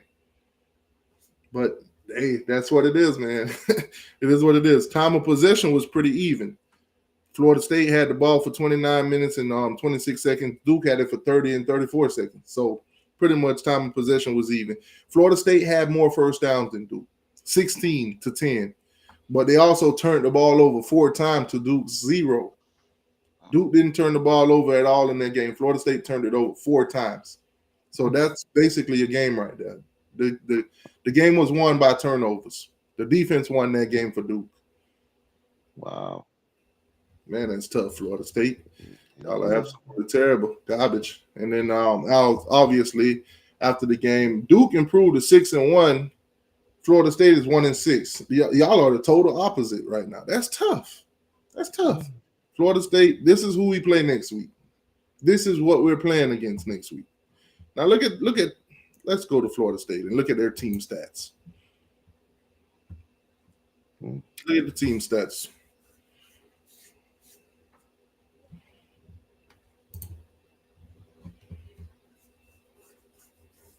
Horrible, bro. Horrible. So obviously DJU is injured. That thumb is broken or whatever. The pinky, I'm sorry. He can't be out there throwing. I think it's a seasonal thing right now. So he's probably out for the season or whatever. Not clear what his future would be, but not like he was doing much when he was at Florida State anyway. He had only threw for 4 touchdowns and 6 interceptions. So what a ratio. Brock Glenn, obviously, Florida State fans been screaming for him when DJ was playing. Now you got him, and you see what you got. Trash, garbage, Basuda. Dude threw 32 caught passes so far, 32 completions. Basically, he's a 50% quarterback. He's a 50% quarterback. He's thrown 2 touchdowns and 3 interceptions. This is what you guys are getting out of your quarterbacks. This is what you're getting out of them. Then obviously they threw Luke in the mix for a drive or two. He threw he was 3 for 7, 19 yards. That's it.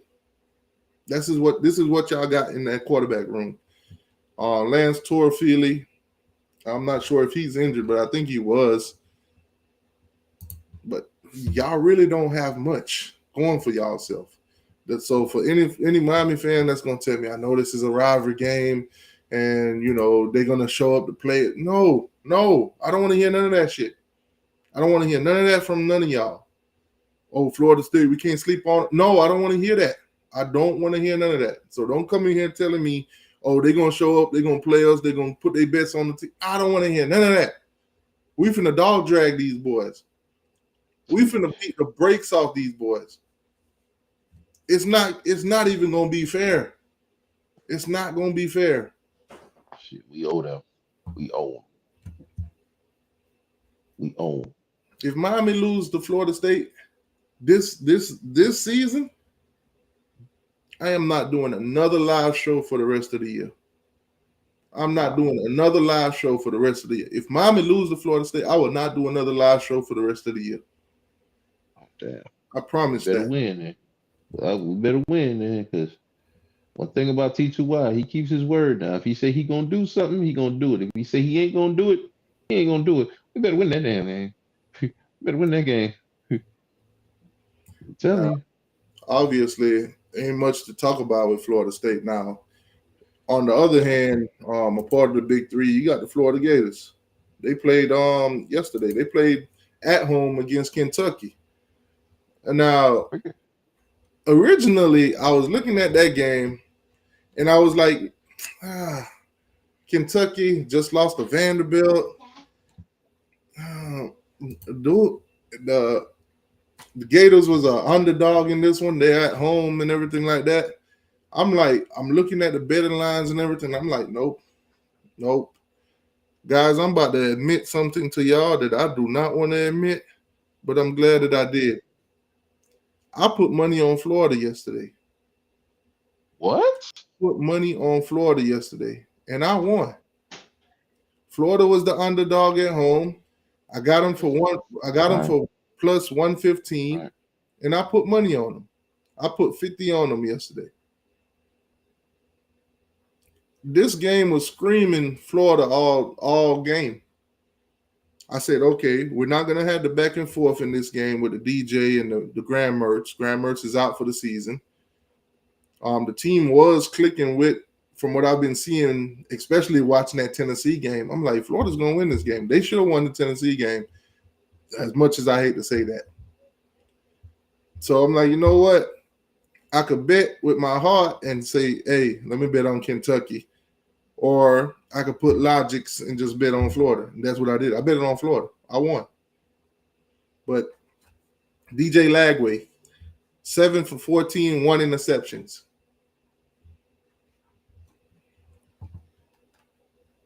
Seven for 14, 1 interception. On the other hand, you got Brock Vandegrift, who transferred from I think Georgia to Kentucky. He was 12 for 26, 165, 1 touchdown, 2 interception. Oh, guess who got an interception yesterday? Guess who was one of those interceptions? Kermani McClain. Kermani McClain spotting yesterday. He also pat down a pass in the end zone that could have resulted in a touchdown. Kermani was present yesterday. I kind of enjoyed watching the kid play, man, because with all the narratives and the stories behind them and everything, obviously, covering some of it here on the channel, it was refreshing to see the kid play. He had a pick six.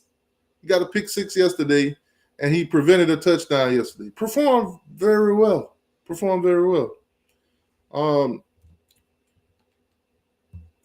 The running back did not get the job done yesterday for Kentucky. Now, the young guy for Florida, the Bach guy, he finally had that breakout game. I think they said he tied Tim Tebow's record or something for 5 touchdowns in the game. But this guy had 22 carries, 106 yards, and 5 touchdowns. So the young guy was eating yesterday. The young guy for Florida was eating. That's tough. Badger had a good game too. 3 catches, 148 yards. Florida played, I wouldn't necessarily say played a complete game because there was still a whole bunch of mistakes made out there, a whole bunch of miscues and everything. They still won the game though. They still blew them out. That's crazy.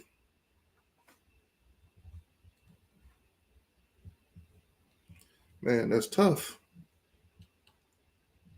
You say you're shady without being shady. How Kamani was present yesterday. Yeah, Kamani was present, man. Florida fans said that he probably wasn't going to play all year. He wasn't going to start. Probably weren't going to see him this season as much. And most of them been right about it. But, it's funny watching Kamani's journey, going to Colorado after flipping from us, the whole debacle, us showing up in, Lakeland or whatever, and he's not there. He's in Colorado. Then the whole fall apart at Colorado. Then had a walk on at Florida and stuff like that, being underweight and everything. The whole storylines that's been behind his name. People saying that basically he got kicked off the team and earned his way back on at Florida. Whole bunch of narratives, allegedly or whatever. So watching Kamani, get a little shine yesterday, that was very refreshing. Because me personally, I like the kid. Yeah. A lot of controversy behind him, but I still like the kid. Shout out to bro. Good win for Florida. Great win for Florida, to be honest with you. 28-point win. Can't beat that. Rival game, a team that's been whooping your ass for the last 3 seasons or whatever, you get some get back. You're 2-2 in conference. You're 4-3 as a record. You got 5 games left. Probably one of the toughest stretch that you're gonna go through. You'll probably win 5 games this season, Florida. Unfortunately, you'd have to sneak out another one to be bowl eligible. But I'm already giving you guys Florida State, so that'll be 5 wins. As a matter of fact, let's see, Gators, what you got left? What do you got left? I was about to ask who they got left too. This is gonna be brutal. Now you got Georgia next. You got Texas. Oh Jesus. LSU and Ole Miss, all ranked teams, by the way. All ranked teams. So, Florida State is a win. I would say if you're going to be bowl eligible, your next win probably would be between LSU and Ole Miss. Those were where you would have to get a miracle win. Ole Miss, not so much a miracle because obviously we've seen them drop games now. we see that, they're not unbeatable. If Florida want to be bowl eligible, I think their wins would have to be the last 2 games of the season. I think it would have to be Ole Miss and Florida State. Now,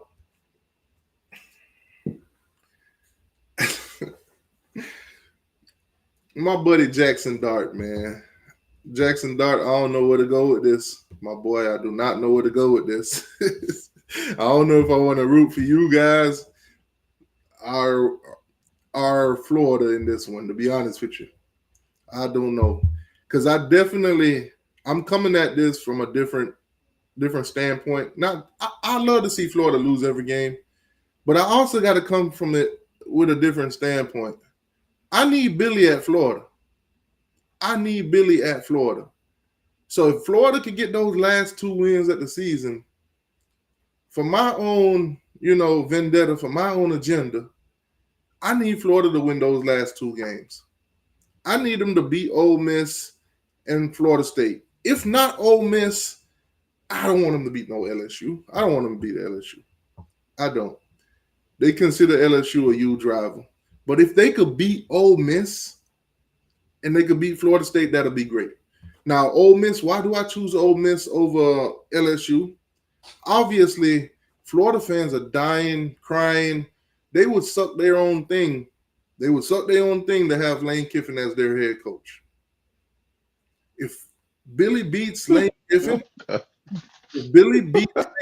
I repeat, if Billy beats Lane Kiffin, it'll be chaos within that fan base. Because a lot of those guys have been very adamant about getting Lane Kiffin at Florida. If Billy beat Lane Kiffin, I want to see how many of those guys switch up and delete tweets and all that. As a matter of fact, I would have to go into their spaces anonymous.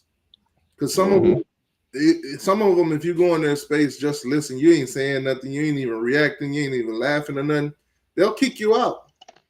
They kick you out. Last space I went into, I was listening to a Florida space. I think it was hosted by Coach Henny and something or whatever, but I got kicked out. I was like, damn, I got removed from the space. They didn't want me to, and they weren't really talking much football. They were talking football sprinkled in with, a lot of other, shenanigans or whatever. But I got kicked out.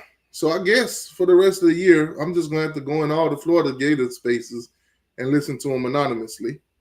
But nonetheless, I want to hear the chaos within that Florida fan base if they beat Lane Kiffin. If Billy Napier beat Lane Kiffin, obviously that would make them bowl eligible. They would beat Lane Kiffin, and they would definitely beat Florida State. So that would make them bowl eligible. Obviously, bowl, there's going to be some peon bowl, some bowl that, nobody necessarily cares about. But guess what? Billy's going to care about that bowl, and Billy's going to play to the highest of his potential. Let's just face it. Jason Marshall got hurt yesterday. He's probably their only candidate that will probably go into the draft, which doesn't seem like it now. Damn. Because he got injured yesterday. So beat Lane Kiffin, beat Florida State, bowl eligible, and as much as I hate to say this, win the goddamn bowl game, Florida. Win the goddamn bowl game. Keep Billy Napier. In Billy we trust. In Billy we trust. Because for the Billy we trust. Listen, after next season, I would care less. I will care less. Yeah. I would care less. Because we play them next season again. I think it's like the 4th game of the season. After we knock them off, whatever they do with Billy or their coaching staff, hell, the players that they get and all that, I could care less. But keep Billy Napier. Please. Florida, beat Ole Miss so I can hear all the chaos with the Lane Kiffin fans, the Lane Kiffin, the Florida fans. Beat Florida, become bowl eligible, and then win that bowl game to win 7 games. Win that bowl game to win 7 games. Now, listen, that's tough. That's tough. That's all I'm saying. Those the narratives that I want to deal with. That's the narratives I want to deal with. Man, that's tough. Jackson Dart, that's tough. Sorry, my boy. That's what you get for throwing down that U though. Man, that's tough. Obviously, man, a lot of games got played yesterday, so let's do what we do every Sunday. Let's run through them. You know, you know, be like that. Obviously, the top 25 games we're going. You know what? We're gonna skip doing the top 25. We're just gonna go straight through the conferences. All the top 25 games will be in there anyway. So, kind of shorten this thing a little bit since we did go on a long Miami Hurricane talk, a long Florida State talk, and now the Gators. So Thursday night football, man. Virginia Tech get the job done, beating Boston College. Jumped out on them early. Boston College fought back a little bit, and then Virginia Tech took off. Obviously, Florida State lost to Duke. Miami handled business against Louisville. Clemson blows out. It was a little bit closer in the beginning, but they kind of took off at the end like they normally do. Took off in the third quarter, to be honest with you. Clemson beat Virginia. Obviously, there's a head-to-head battle with Miami, SMU, and Clemson all the way to the end of the ACC. None of these teams play each other. There's a crash course where all of them could be 8-0 in ACC, and then we'll have a huge discussion and who's going to get left out of the ACC kind of talk if all these teams are undefeated in the ACC play.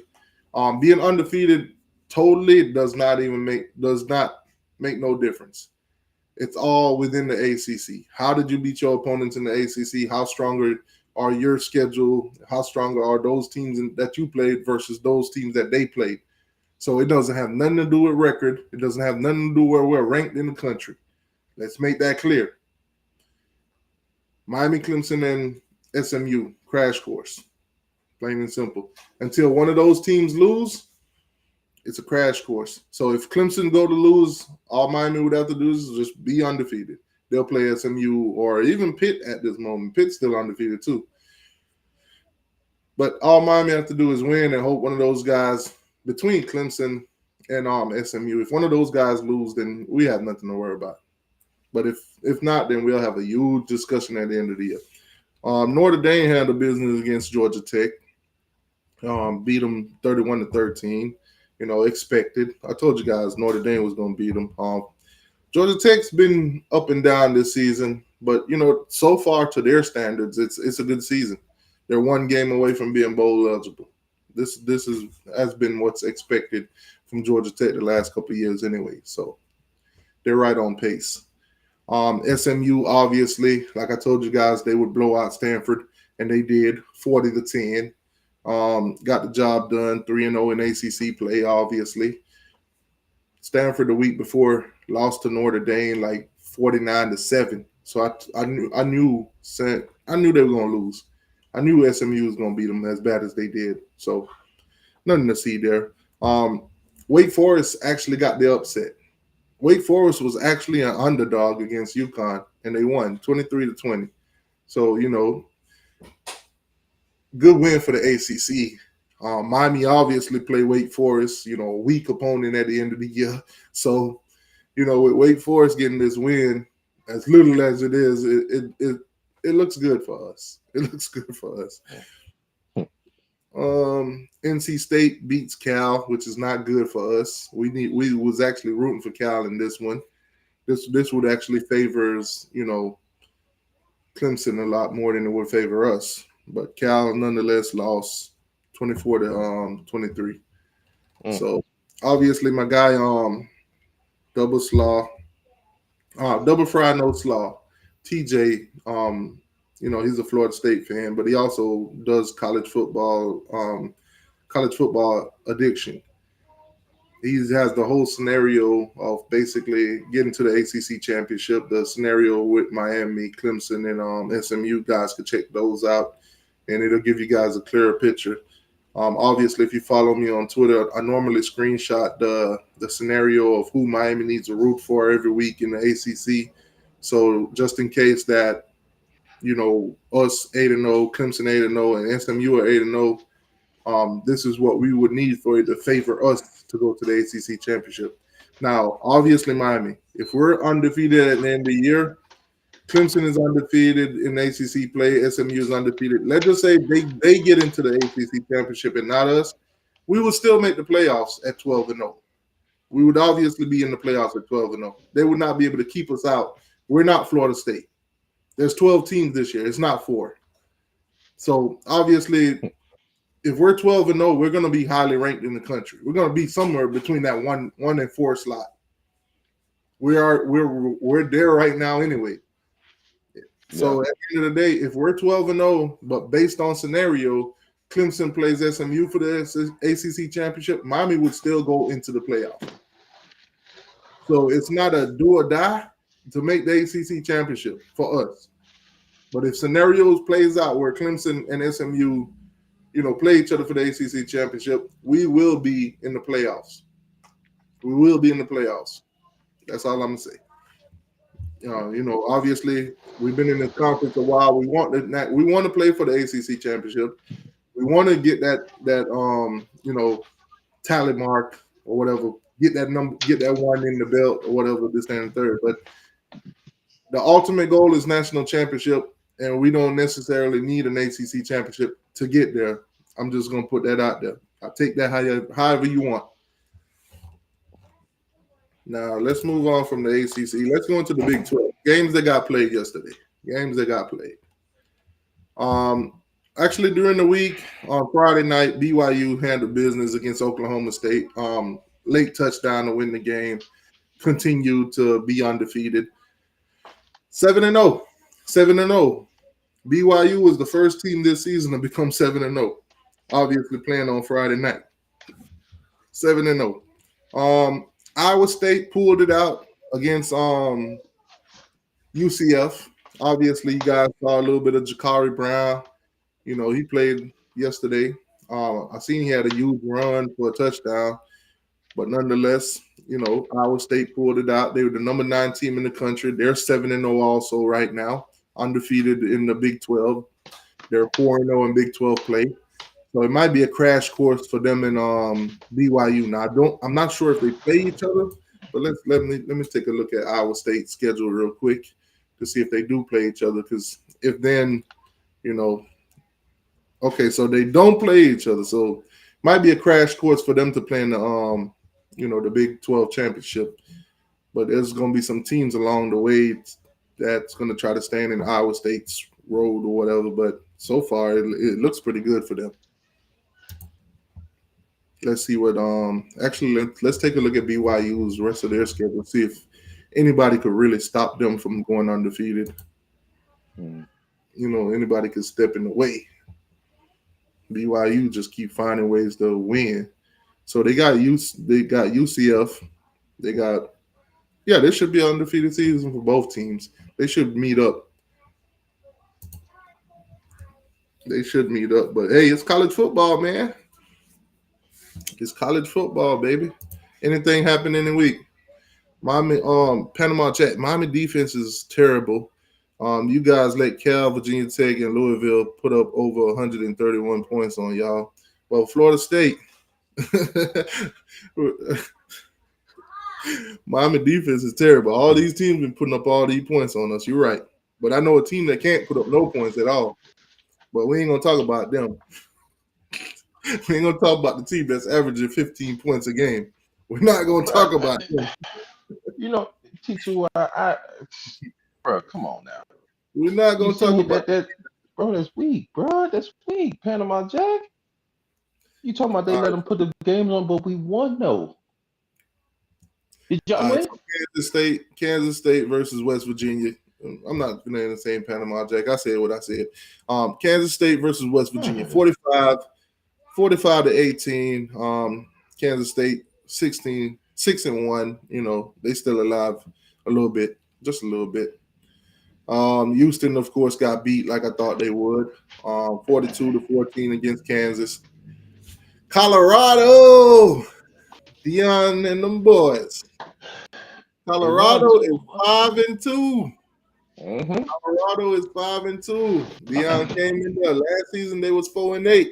They 5-2 right now. They still alive in the Big 12. They still alive. They need some miracles though. They need at least a BYU loss or at least an Iowa State loss. Because if those two teams finish undefeated, then they'll play for the Big 12. But they need one of them teams to lose. And obviously, the way Nebraska's been playing, they ain't got to worry about nothing. That one loss to Nebraska, and the other game they lost in conference. They ain't got to listen. Colorado needs some help, but they handle business along the way. They beat Arizona State yesterday, 34-7. This was without Travis Hunter. Yeah.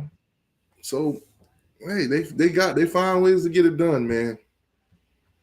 I didn't watch that game, but I could see the stats here. 23 for 33, 250 yards and 2 touchdowns. That's Shedeur Sanders' numbers. Their running back had 14 carries, 53 yards, and 1 touchdown. So, Arizona probably just couldn't get anything going. He said, I don't care. My nose is struggling right now. It is what it is. I'm just speaking facts. Yeah, you're right. We gave up 130 something yards, but we won't have to worry about y'all, doing anything because y'all are up next. Y'all are up next. Y'all are the topic of discussion right now.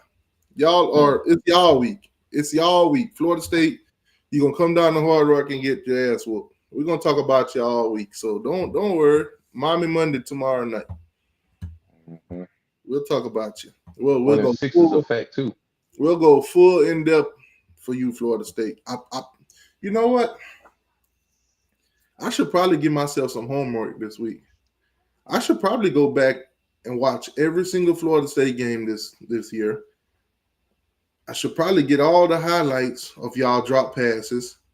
I should get all the highlights of the interception, fumbles, and all that y'all have done this season. I should probably put together a low light for y'all. We ain't got nothing to worry about. Trust me. Baylor upsets Texas Tech yesterday. Almost dropped 60 on them. 59-35. Texas Tech was a huge favorite in that one. They lost. That's tough. TCU did what I thought they would. I picked TCU to win this game. Utah obviously fell short. Utah without Cam Rising is not the same Utah that you know. So obviously I picked TCU. TCU pulled it out. They was the underdog, but without Cam Rising, I don't think Utah's go pretty far. It's crazy seeing Utah at 4-3 right now. When in the beginning of the season, everybody was picking them to win the Big 12 outright, going to the playoffs and all that. A lot has changed, and that's tough, Utah.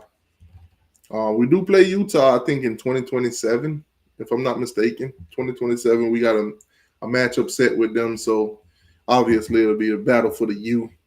A lot of y'all been throwing up that little ugly U that they throw up, so just like Miami of Ohio, the battle for Miami, we'll just beat the brakes off Utah, and then all that'll be quiet. Big Ten. Obviously, Oregon handled business against Purdue, 35-0. Oregon is at 7-0. I'm sorry, guys. Actually, no, I'm not sorry. BYU game, did BYU game finish before Oregon or after? And it don't matter. They both 7-0. Whichever one of them made it 7-0 first, don't really matter.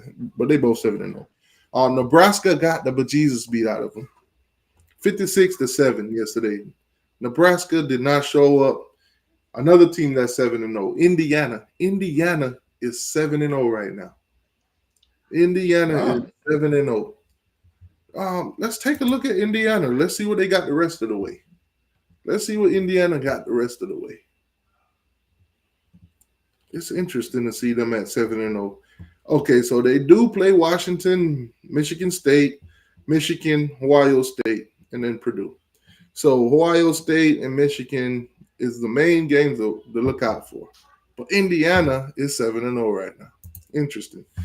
I'll talk more about them once They play Ohio State and Michigan.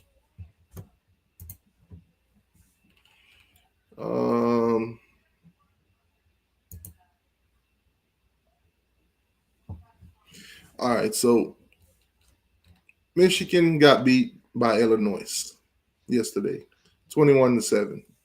Michigan needs a quarterback, plain and simple. Michigan needs a It's a quarterback. wrap for them, dog. That year, they're already 4-3 after the year of a national championship. They're pretty much done. They're not going to make the playoffs or anything like that. So I could just say Michigan season is over outside of making a bowl game. Wisconsin handled business, 23-3, 23-3. Basically, they're doing their thing without Tyler Van Dyke. Without Tyler. Tyler got hurt. I think he had a knee injury, and their backup quarterback's been doing just fine. So, UCLA actually pulled the upset on Rutgers yesterday. UCLA won 35-32. Maryland also pulled the upset yesterday. They beat USC 29-28. Terrible start for USC in the Big Ten. USC is 3-4 right now. 3-4. That's tough. Damn. This is the same team that LSU lost to. That's tough. Michigan State pulled the upset on Iowa. Beat them 32-20 yesterday.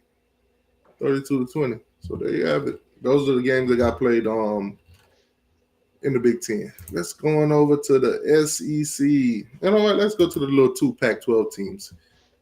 Two Pac-12 teams real quick. So Washington State versus Hawaii. Washington State handled business. Washington State is 6-1 right now. 6-1, but they played Hawaii. They beat them 42-10. Nothing to see there. UNLV 6-1. One of those group of 5 teams that's still got a lot of hype. Still, could possibly make it into the college football playoff as a at-large group of 5. They get an automatic bid. So UNLV still hanging around, man. Still hanging around. Obviously, I think the favorite right now is Boise State. But UNLV still hanging around. They beat Oregon State yesterday, 33-25. They was the favorite, and they covered. They covered the spread. So good looking for UNLV. There was one of those upset that I picked, and I was obviously wrong.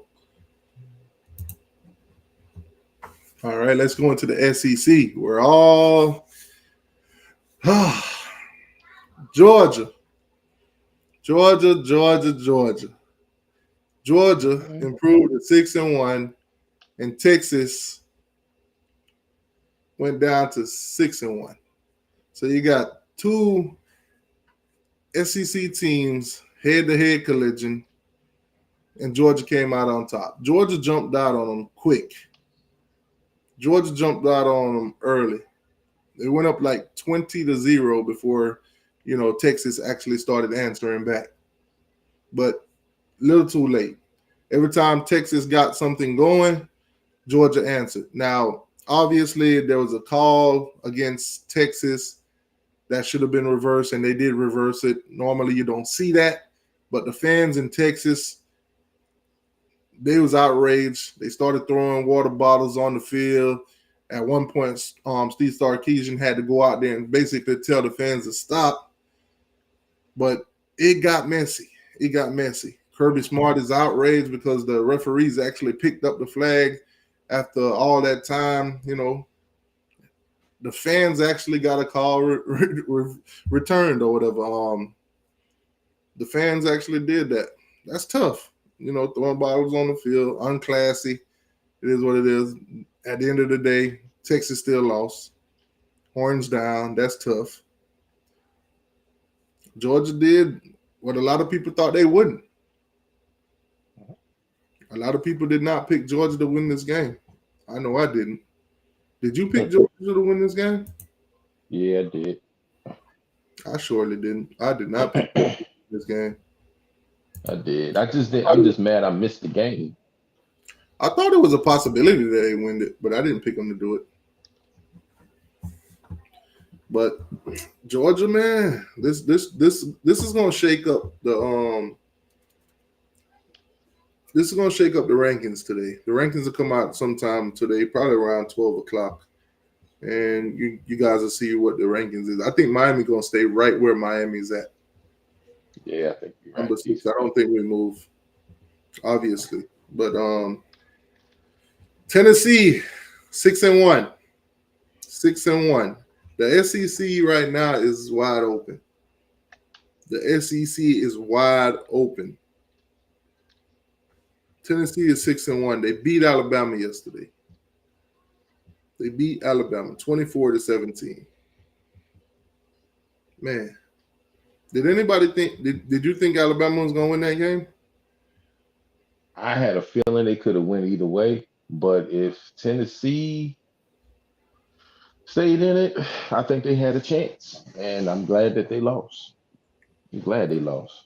But We ain't heard from Peanut yet this season. So yesterday, when Tennessee was down 17-14, I decided to open up the Hard Rock app and put money on Tennessee. And boy, did it pay off. Boy, did it pay off. Okay, see, what I notice about sports and too, I like the live bet sometimes. I like the live bet. So I got Tennessee at plus 195. I got them at plus 195. Because when they was down 14-17, Alabama was the favorite to win the game.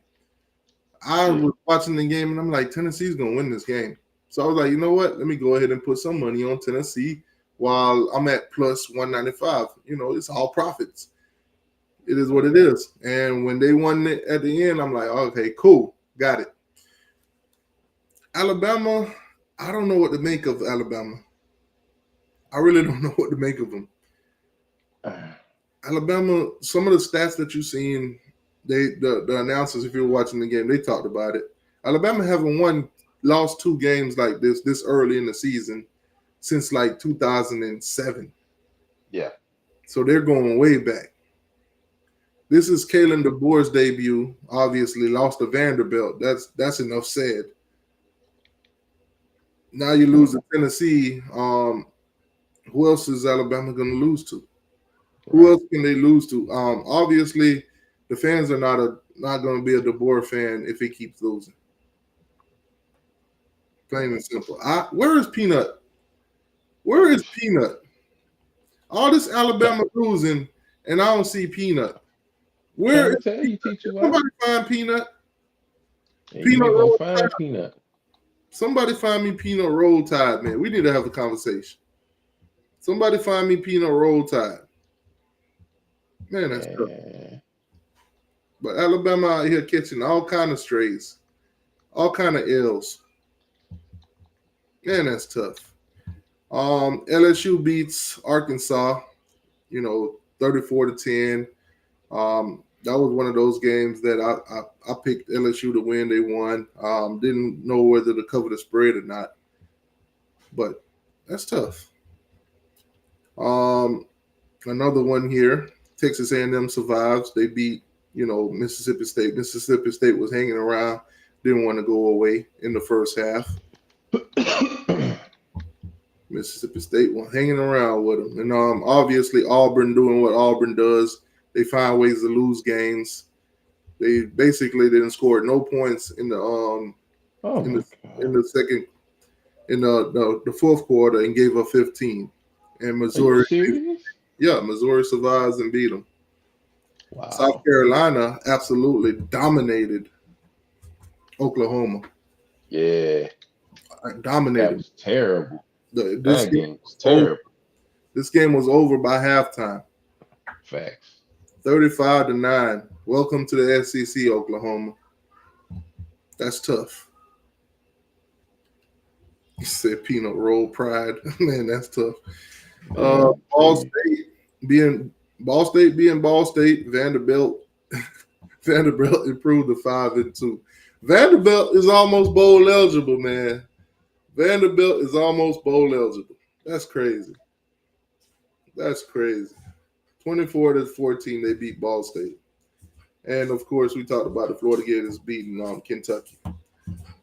So let's look at the standings real quick, because obviously, we're midway. We're a little bit more than midway through the season, and we want to see how some of these conferences stacking up.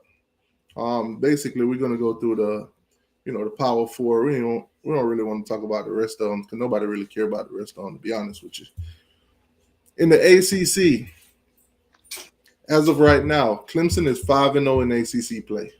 Miami is 3-0 in ACC play. SMU is 3-0 in ACC play, and Pitt is 2-0 in ACC play. So we got 4 undefeated teams in the ACC and ACC play. Obviously, Pitt plays both SMU and Clemson, so that will determine a lot. Those games are going to determine a lot. If Pitt beat SMU, then obviously they play Clemson. Somebody's not going to be undefeated. And if SMU beats Pitt and Clemson beats Pitt, then you got a whole scenario where all 3 of us, including Miami, will be undefeated. Miami doesn't play any of these teams, guys. Miami don't play Clemson. They don't play SMU or Pitt. So we're not in a crash course with none of these teams. We just got to win our game and hope one of them takes an L somewhere. Like I said, Pitt plays Clemson and SMU. So Pitt could either win both of those games or they'll be out of the way. SMU loses, Clemson and Miami wins out. Miami and Clemson will play for the ACC championship, which I think that's probably going to be what it is. That's probably going to be what it is. If SMU goes down at this moment, I think it'll probably be to Pitt. I think Pitt will probably beat, and I think Clemson would probably beat Pitt, and then you'll have a Miami versus Clemson crash course in the ACC championship. That's how I think it's going to play out. Pitt's going to beat SMU, and Clemson's going to beat Pitt. That's my prediction as of right now, until otherwise. But that's the ACC standings right now. Somebody just asked out of nowhere. I think I heard somebody in my head say, "Where's Florida State?" Oh, they're at the bottom down here. They're 1-5 in ACC play. The only teams that's worse than them is Cal and North Carolina. They both haven't won an ACC game yet. But Florida State has already played 6 ACC games, and they're 1-5. Terrible, trash, basura, garbage. Yeah. Big 12 conference. 2 teams are still undefeated in the Big 12 conference, and that's BYU and Iowa State. Both of them are 4-0. So they might end up playing each other for the Big 12 championship. Both of them are 7-0 right now also. So we'll keep an eye out on them the next upcoming weeks or whatever. The Big Ten. They have 3 teams that are still undefeated in Big Ten play. You got Penn State, Oregon, and Indiana. Now, Oregon and Indiana are both 7-0 right now. They're both undefeated. Obviously, a lot's going to change. Ohio State is still, in the mix, even though they're 2-1. They still play some of these teams. They'll definitely play against Penn State and them. So they could change up a couple things. They play Indiana, so a lot could change by then. But man, let's go down to the SEC. Skip all these other, trash.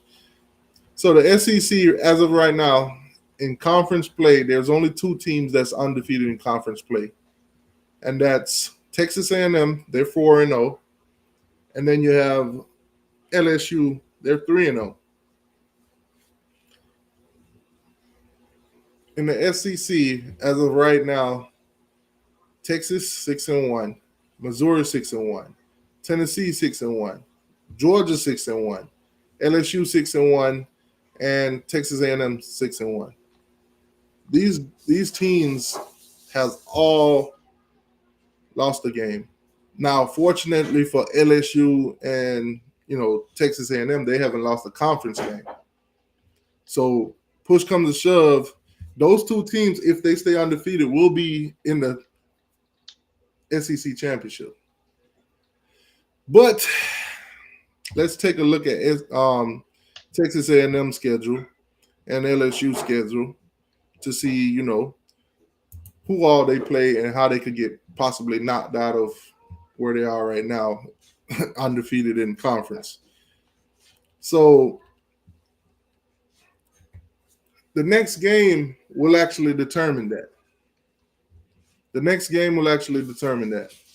Because LSU will take on Texas A&M.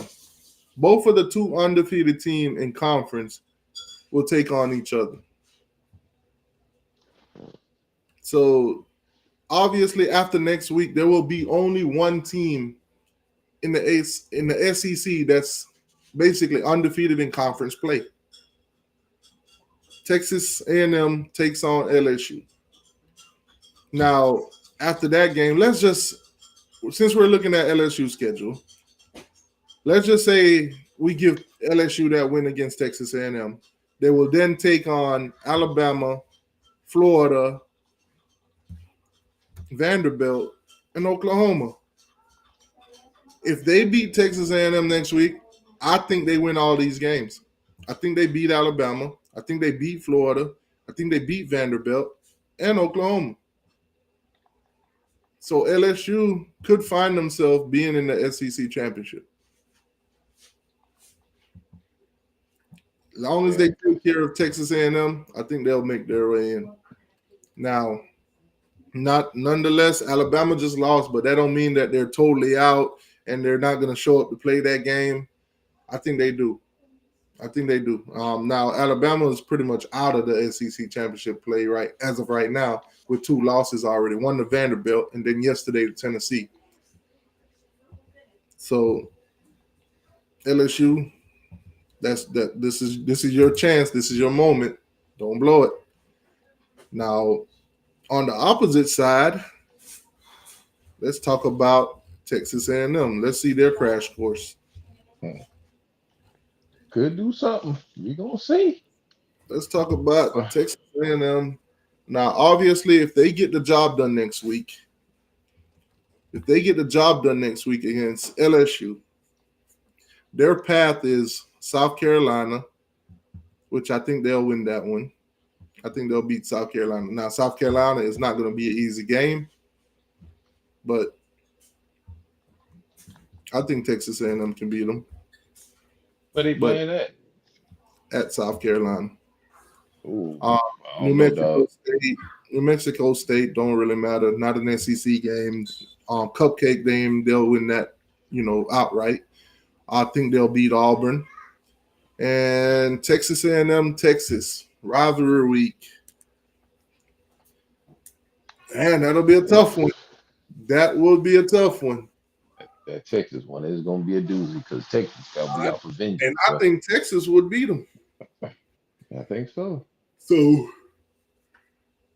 that might be the most controversial. If Texas A&M beat LSU, it might be some chaos. But obviously, if LSU beats Texas A&M, it'll be more likely a clear cut for LSU to make it to the SEC championship. Who their opponent will be, on the other hand, that'll be the question. That would be the question. A lot would have to happen for a lot of teams, and I really don't want to do that. I really don't want to be that guy to do that scenario, because I really do not want to sit here and pick my brain for all these teams that are basically one-loss teams. I would rather wait another 2 weeks before trying to do any kind of scenario like that. Because right now it would be so much of a headache and so much could happen. It would be a chaos. But at the end of the day, man, the SEC is up for grabs. The SEC is up for grabs. There's only 2 teams right now that could have a clear cut into it and, be undefeated. That's LSU and Texas A&M. So obviously, let's talk about next week. It's almost 12 o'clock. As a matter of fact, let's look into the rankings first. Let's see if they updated the rankings as of yet. So rankings, AP poll has not been updated. Neither has the coaches poll. It's still saying Miami is 6-0. We 7-0. We know that. Texas is still 6-0. No, they lost last night. So, yeah, the rankings is not updated as of yet. So let's just go on into next week. Some of these guys, some of these teams will not be ranked where they're ranked. So we'll just go into conference play. Instead of doing top 25, we'll just do all four conferences and call it a show. So let's go into week 9. We all know game of the week for the ACC. In my opinion, is Miami versus Florida State. I mean, even though we basically carrying the rivals right now. Yeah, we are. So Thursday night to kick off ACC play. Thursday night, Pitt will take on Syracuse. That'll be on primetime ESPN Thursday night. Pitt versus Syracuse. Pitt is undefeated. Syracuse has 1 loss. There is no spread on this game yet, so we'll just see whatever the spread is when it come out this week. We'll see. But this is a home game for Pitt. This is a home game for Pitt. Louisville will take on Boston College. Both teams are sitting at 4-3. This will be a home game for Boston College. I think Louisville will bounce back this week. That game will be on ESPN2 on a Friday night. ESPN2 Friday night, 7:30 prime time. Florida State, Miami will be prime time. 7 o'clock on Saturday, 7 o'clock on ESPN. Miami Gardens, of course, home game for Miami, 83 degrees, so, good weather. Obviously, if you know the Miami weather, then, nighttime it's not going to be like cold or anything, but it'll be a little bit, bearable. Georgia Tech versus Virginia Tech. This one's in Virginia. 12 o'clock game on the ACC network. The spread has not come out yet or anything like that. I am going to say, though, I'm taking Virginia Tech to win this game. Now, these are two teams that Miami plays against. Either way, doesn't really matter who wins this one, to be honest with you. We play both of them. If Virginia Tech win, they'll improve, and, we'll get the credit for that. If Virginia Tech loses, then, that's tough. We'll get blamed for it. But we'll also get credit for beating Georgia Tech, who beat them. So it doesn't matter in that one. Now, North Carolina versus Virginia, two teams that Miami does not play against. So this one really don't matter to us. This game is being played in Virginia. I will take Virginia to win this game. North Carolina has been playing terrible as of lately. I'll take Virginia. Bottom of the map, ACC game, 3:30 on ACC network. Both terrible teams. This one is played out in Cal. Wake Forest versus Stanford. If you're a Miami Hurricane fan and you're looking at the scenario of us being undefeated, SMU being undefeated, and also Clemson being undefeated, you really want to root for Wake Forest in this game. You need to root for Wake Forest in this game. Wake Forest is on Miami's schedule at the end of the season. We need Wake Forest to win this game. So when we beat Wake Forest, our win looks a little bit more credible in ACC play. So we're rooting for Wake Forest, of course. Outside of conference, you got Cal versus Oregon State. Just root for Cal. We already beat Cal. Cal's on our schedule. We need them to look stronger. Just root for them. Now, Duke versus SMU. Duke versus SMU. Obviously, I'm going with SMU for the win. Obviously, we need Duke to win this game. If Duke were to beat SMU, the whole scenario of all three teams being undefeated, throw that out the window. Miami would just have to be undefeated and don't have to worry about nothing. would be in the ACC championship. So if Duke handled business against SMU, we could throw this whole scenario out the window. So definitely pick Duke to win this. If you pick Duke to root for, root for Duke. But I'm obviously, if I'm a betting man, if I was going to bet on this game, I would bet SMU. But it's kind of tough, man. Yeah, it's a tough one. So Manny Diaz versus Rhett Lashley. Shish. Manny Diaz versus Rhett Lashley. Man, that's tough. Crash course. Both of them are 6-1. Man, that's tough. Where they playing at? I can't really see. They're playing in North Carolina, so it's a home game for Duke. Oh, man, it's gonna be a barn burner there. Oh. Man, that's tough. I'm gonna start a poll on Twitter about this game after I get off live. I need to see what the fans are thinking, especially Miami fans. Former coaches playing against each other. That's tough. All right, let's go into the Big 12. Big 12 games this week. Wait, hold on. I didn't see. We did talk about it. Never mind. TCU Texas Tech this week. I'm gonna take Texas Tech for the win. That's a 2:30 game on Fox. ESPN 3:30. You got UCF versus BYU. I'll take BYU for the win. Obviously, Jakari Brown playing quarterback at UCF right now.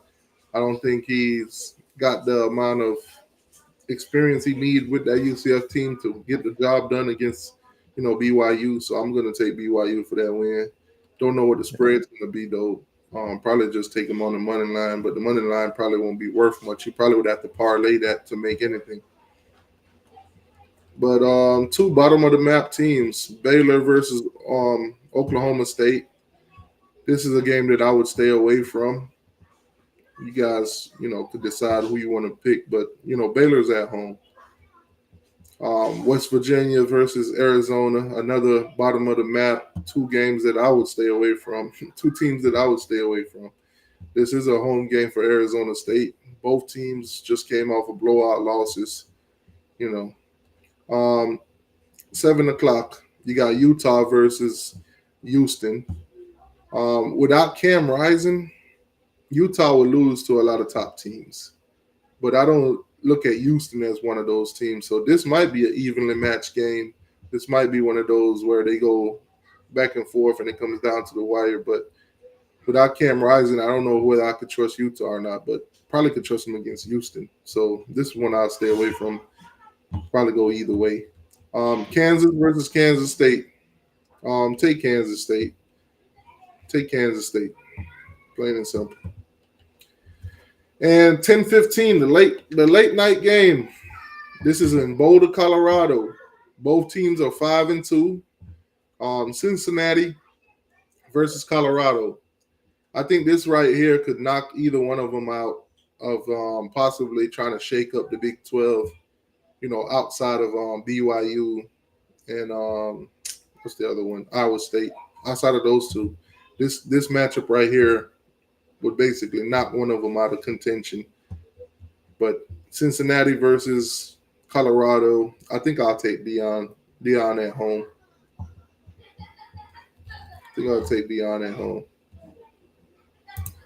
Let's go into the Big Ten this week. Matchups this week.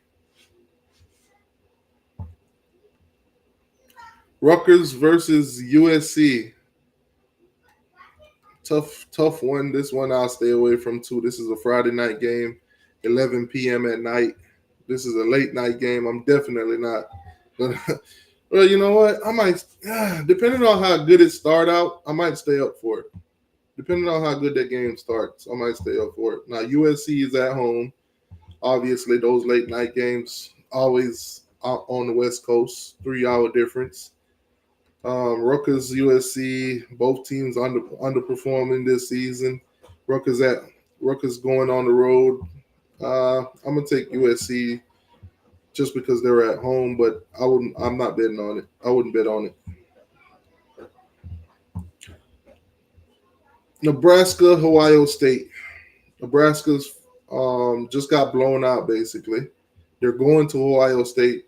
Um, I think I'll take Ohio State for the win. Washington versus Indiana. Indiana's at home. Indiana's undefeated. Crazy as it says to say that. Washington's been up and down all year. I'm gonna take Indiana to continue to win and be 8-0, and cause a little chaos in that Big Ten. Um, Illinois versus Oregon. This game is being played in Eugene. Oregon 7-0. Illinois at 6-1. I don't know if Illinois got what it takes to go get that dub, but this could possibly be my upset. This could possibly be the upset that we need. Now, Illinois' only loss has came to Penn State. Their only loss has came to Penn State, and they lost that one 21-7. They also beat Purdue by 1 point, which Purdue has been pretty awful. And then they beat Michigan yesterday 21-7. They beat Nebraska 31-24. So they've been winning some close games. Central Michigan 30-9. Kansas they beat 23-17, and then nobody they beat them 45-0. Man, let's check Oregon.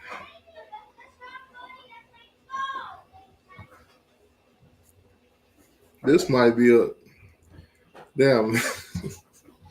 They're giving Oregon a 91.5% chance to win this game. So clearly, if Illinois could pull off this upset, if you're a betting man and you pick them on the money line to pull off this upset, you might win some money, man. You might win you some money on that one. Obviously, the spread hasn't came out yet. The betting line hasn't came out yet. But you might win some money on that if you could get Illinois to pull the upset on Oregon, which I doubt it'll happen. Now, Oregon's games, the last game they played, obviously, 35-0. That's against Purdue.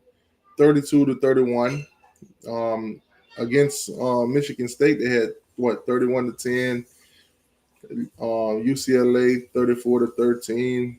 Oregon State 49-14. After a slow start, they picked it up. So I think it's hard to take Illinois to win this game. But whatever the spread is, I think they might cover it. I think that whatever the spread is, they might cover it. But the spread might not be that large. If it's a huge spread, I'll probably take Illinois to cover it. But yeah, that's gonna be a tough one. That's gonna be a tough one. It's gonna be crucial, T.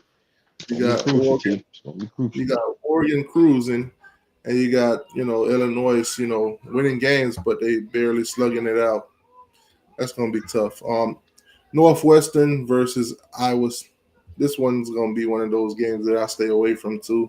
I think you can go either way. Iowa's at home. I'll give them the nod to be the favorite, but I'll stay away from it. 4-3 versus 4-3. Maryland versus Minnesota. This one's in Minnesota. This is another game that I'll stay away from. I'll just take the team that's at home, which is Minnesota, for the win. Penn State versus Wisconsin. Now this will be a good game. Wisconsin's at home. Man, can Wisconsin get the upset? This is a game that I'm gonna put on. I'm gonna put this one on upset alert. Penn State's been winning, but they haven't been like dominant. They haven't been dominant. So when you look at Penn State, they beat USC last. They beat them 33-30. They also beat a sorry UCLA team 27-11. They beat Illinois 21-7. Kent State, don't worry about them. They're the worst team in the country. They're one of the worst team in the country. Bowling Green, they struggled with. And West Virginia, they beat 34-12. I think Penn State could possibly get upset this week. I think they could possibly get upset this week by Wisconsin. That's a game I'll probably put that one as the week goes on, and I see what the spread is and everything like that. Any reports on both of them, I'll probably put this as probably one of my upset alert games. Upset alert. Michigan versus Michigan State. Michigan at home. Both teams are sitting at 4-3. Both teams are basically playing for a bowl game right now. Shoot. It's hard to pick Michigan to win because they really don't have a quarterback. But it's hard to pick Michigan State also, because they really don't have offense, and their quarterback is terrible. This is one of them that I'll just watch for the fun of it, but I'm going to stay away from it. I'm going to stay away from it. Yeah, I would. But those are your matchups. Let's double check for the rankings. If not, then I'll get up out of here. Yeah. Let's see. So the rankings has not updated as of yet. So follow me on Twitter. I'll post all that stuff when they happen. Appreciate you guys for tuning in, college football. Tomorrow night I'll do a Miami Hurricane Monday. I haven't done one of those in a while. Really had no reason to do any Florida State Wednesdays anymore because Florida State fans are basically disappeared, and the Gator fans, well, they never been around. They after a loss or two, they're always gone. So after Miami beat them the way they did, they all disappeared. So appreciate y'all for tuning in. Hit that like button, subscribing, following on Twitter, hitting that like button on Twitter, and all that good stuff. I'll catch you guys tomorrow night. Y'all go enjoy your day. Yeah, that's it.